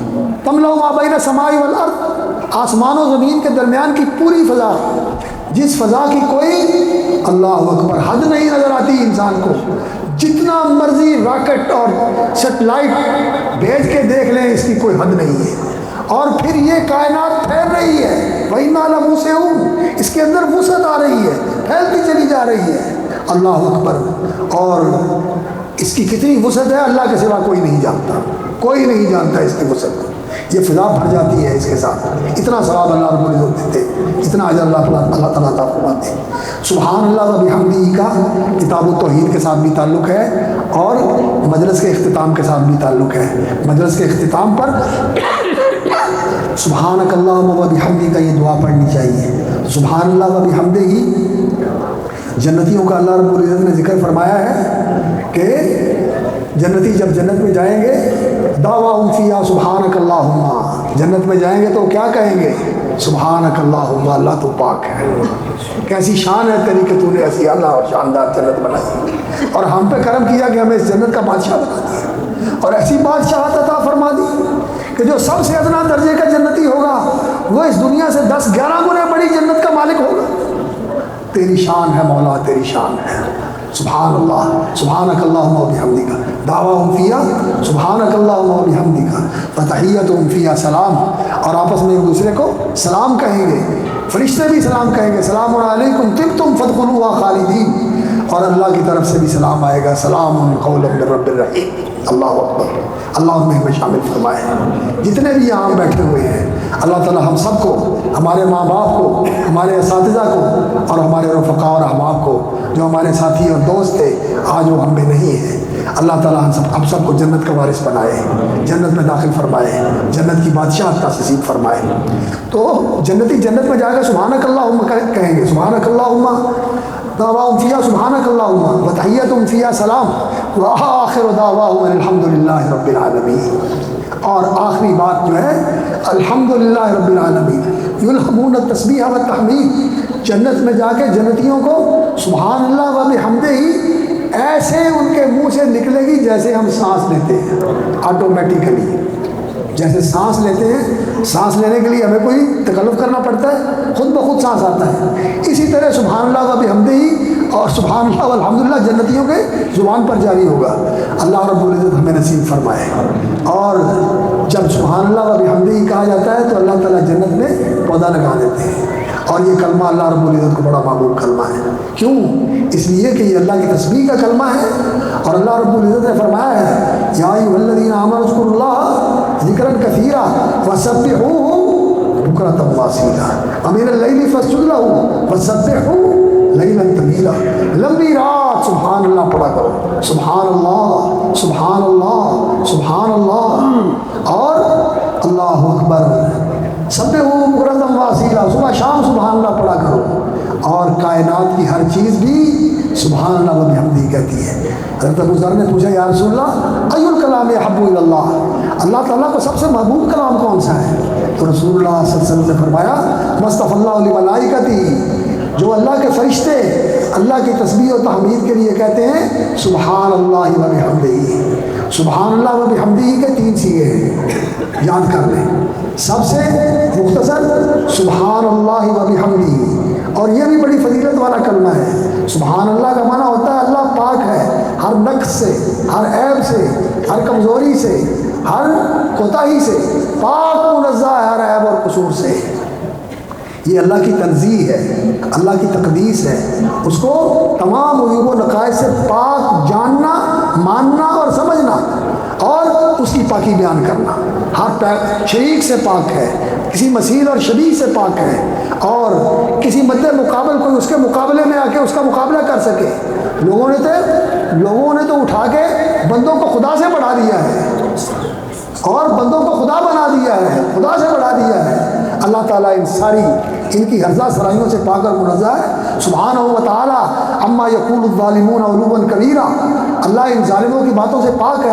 سبحانہ و تعالیٰ عما یصفون, یہ اللہ کے بارے میں جو ایسی باتیں کرتے ہیں اللہ ان سب سے پاک اور منزہ ہے. ان سے بلند و بالا اور اعلیٰ اور اونچا ہے اللہ رب العزت. ان سے یہ معنی ہوتا ہے سبحان اللہ کا. سبحان اللہ و بحمدہ, یہ واو حالیہ بھی ہو سکتی ہے اور واو عاطفہ بھی ہو سکتی ہے. اور اگر حالیہ ہو تو متلبس بحمدہ, میں اس کی حمد و ثنا, حمدہ کی ضمیر جو ہے مفعول کے لیے, ہو کی ضمیر مفعول کے لیے ہو, و بحمدہ اللہ کی حمد کے ساتھ. اور حمد کا معنی کیا ہوتا ہے؟ الثناء بالجمیل, کسی کی خوبیاں, کسی کے کمالات, ذاتی خوبیاں, ذاتی کمالات جو اس کی ذات میں, اس کی ذات کے ساتھ متصف ہے, جو اس کی ذاتی صفات ہیں, ان خوبیوں اور کمالات کے ساتھ اسے متصف جاننا اور ان کا بیان کرنا, ان کا اظہار کرنا, ان کا تذکرہ کرنا. بالمحبت و تعظیم, دل اس محبت سے بھرپور ہو اور اس کی تعظیم اور اس کا اجلال اور اس کی بڑائی اور اس کی کبریائی کا اظہار مقصود. بعض اوقات کسی کی تعریف کرتے ہیں لیکن تمسخر کے لیے, اس کو حمد نہیں کہا جاتا. حمد وہ ہوتی ہے جو تعریف ہو, توصیف ہو, ثناء جمیل ہو, محبت کے ساتھ اور تعظیم کے ساتھ. یہ اللہ کے لیے ہے, یہ اللہ کے لیے ہے. اور اللہ رب العزت کو حمد پسند ہے, اور اللہ نے خود الحمدللہ رب العالمین ہمیں سکھایا ہے. الحمدللہ الذی خلق السماوات والارض وجعل الظلمات والنور وقل الحمدللہ الذی لم یتخذ ولدا. اللہ رب العزت نے کہا کہ الحمدللہ کہا کرو. تو میں اللہ کی حمد کرتے ہوئے, اس کو اپنا اوڑھنا بچھونا بناتے ہوئے, اور میں اسے اپنا ورد زبان بناتے ہوئے میں اللہ کی تسبیح کر رہا ہوں. یہ اس کا معنی ہے یا بوسنی علیہ بحمدہ, میں اس کی تعریف کرتا ہوں اس کی حمد کے ساتھ. یا بعض علماء نے یہ بھی کہا ہے کہ حمد کی اضافت جو ہے فاعل کی طرف سے, فاعل کی ضمیر کی طرف بھی ہو سکتی ہے, اللہ کی حمد کے ساتھ. یعنی میں اس کی حمد کرتا ہوں جیسی اللہ نے آپ اپنی حمد کی ہے. جس طرح اس حدیث میں آیا نا کہ لا احصی ثناء علیک, اللہ میں تیری تعریف کا حق نہیں ادا کر سکتا. انت کما اثنیت علی نفسک, تو ویسا ہی ہے جیسے تو نے آپ اپنی تعریف کی ہے. تیری تعریف کون کر سکتا ہے؟ تیرے کمالات اور خوبیوں کا کون احاطہ کر سکتا ہے؟ اللہ اکبر. اگر زمین کے سارے درختوں کے قلم بن جائیں اور سارے سمندر سیاہی بن جائیں تو اللہ کی تعریف کلمات نہیں لکھے جا سکتے. وہ ایسا حمید ہے, حمید فی ذاتی, حمید فی افعالی, حمید فی صفاتی. وہ محمود ہے, حمید ہے. اللہ اکبر. تو اللہ رب العزت کی حمد کے کلمات یہ اللہ کو بڑے محبوب ہیں. تو جب یہ بندہ پڑھتا ہے اللہ بندے کو گناہوں سے پاک کر دیتا ہے, اللہ کی پاکی بیان کرتا ہے. نبی صلی اللہ علیہ وسلم نے فرمایا اللہ تعالیٰ سمندروں کے پانیوں کے برابر بھی گناہ ہو تو معاف کر دیتا ہے. 100 دفعہ دن رات میں پڑھ لے, صبح شام پڑھ لے تو نور علی نور ہو جاتا ہے. یہ سب سے مختصر صیغہ ہے سبحان اللہ و بحمدہ. دوسرا صیغہ کیا ہے؟ سبحان اللہ العظیم و بحمدہ, سبحان اللہ العظیم و بحمدہ. اور تیسرا جو کامل ترین وظیفہ اور کامل ترین اس کا صیغہ ہے وہ یہ ہے جو یہاں امام بخاری رحمۃ اللہ علیہ نے ذکر کیا، سبحان اللہ و بحمدہ سبحان اللہ العظیم، اور بعض روایات میں سبحان اللہ العظیم پہلے ہے اور سبحان اللہ و بحمدہ بعد میں ہے۔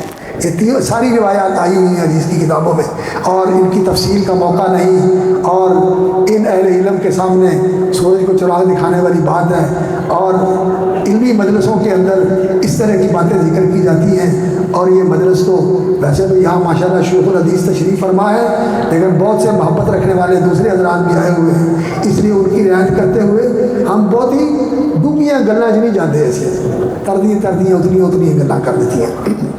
تو سبحان اللہ و بحمدہ سبحان اللہ العظیم پہلے بھی تسبیح، پھر اللہ کی حمد، اور تسبیح جو ہے یہ اللہ کے جلال اور اس کی عظمت کا اظہار ہے، اور بحمدہ ہی اللہ کی حمد و توصیف اور اس کی تعریف و ستائش اور اس کا شکر و سپاس، یہ اس کے جمال و کمال کا اظہار ہے، یہ اللہ کے جمال و کمال کا اظہار ہے۔ اور پھر دوبارہ سبحان اللہ کو لائے گئے اس لیے کہ اللہ رب العزت کی تنزیہ و تقدیس، چونکہ اللہ کی گستاخیاں کرتے ہیں، اللہ کے بارے میں لوگ بے بنیاد باتیں کرتے ہیں، ان کی نفی کرنا ضروری ہے، پہلے بھی تسبیح پھر بعد میں تسبیح، اور پھر تسبیح و تحمید کے بعد اللہ کی عظمت کا اعتراف کہ جتنی ہم کرتے ہیں ساری مخلوق کرتی ہے، وَإِن مِّن شَيْءٍ إِلَّا يُسَبِّحُ بِحَمْدِهِ، کائنات کی کوئی چیز نہیں ہے جو اللہ کی حمد و ثنا اور اس کی تسبیح و تحمید کے اندر رتب اللسان ہو، وَلَٰكِن لَّا تَفْقَهُونَ تَسْبِيحَهُ، لیکن تم نہیں سمجھتے ہو۔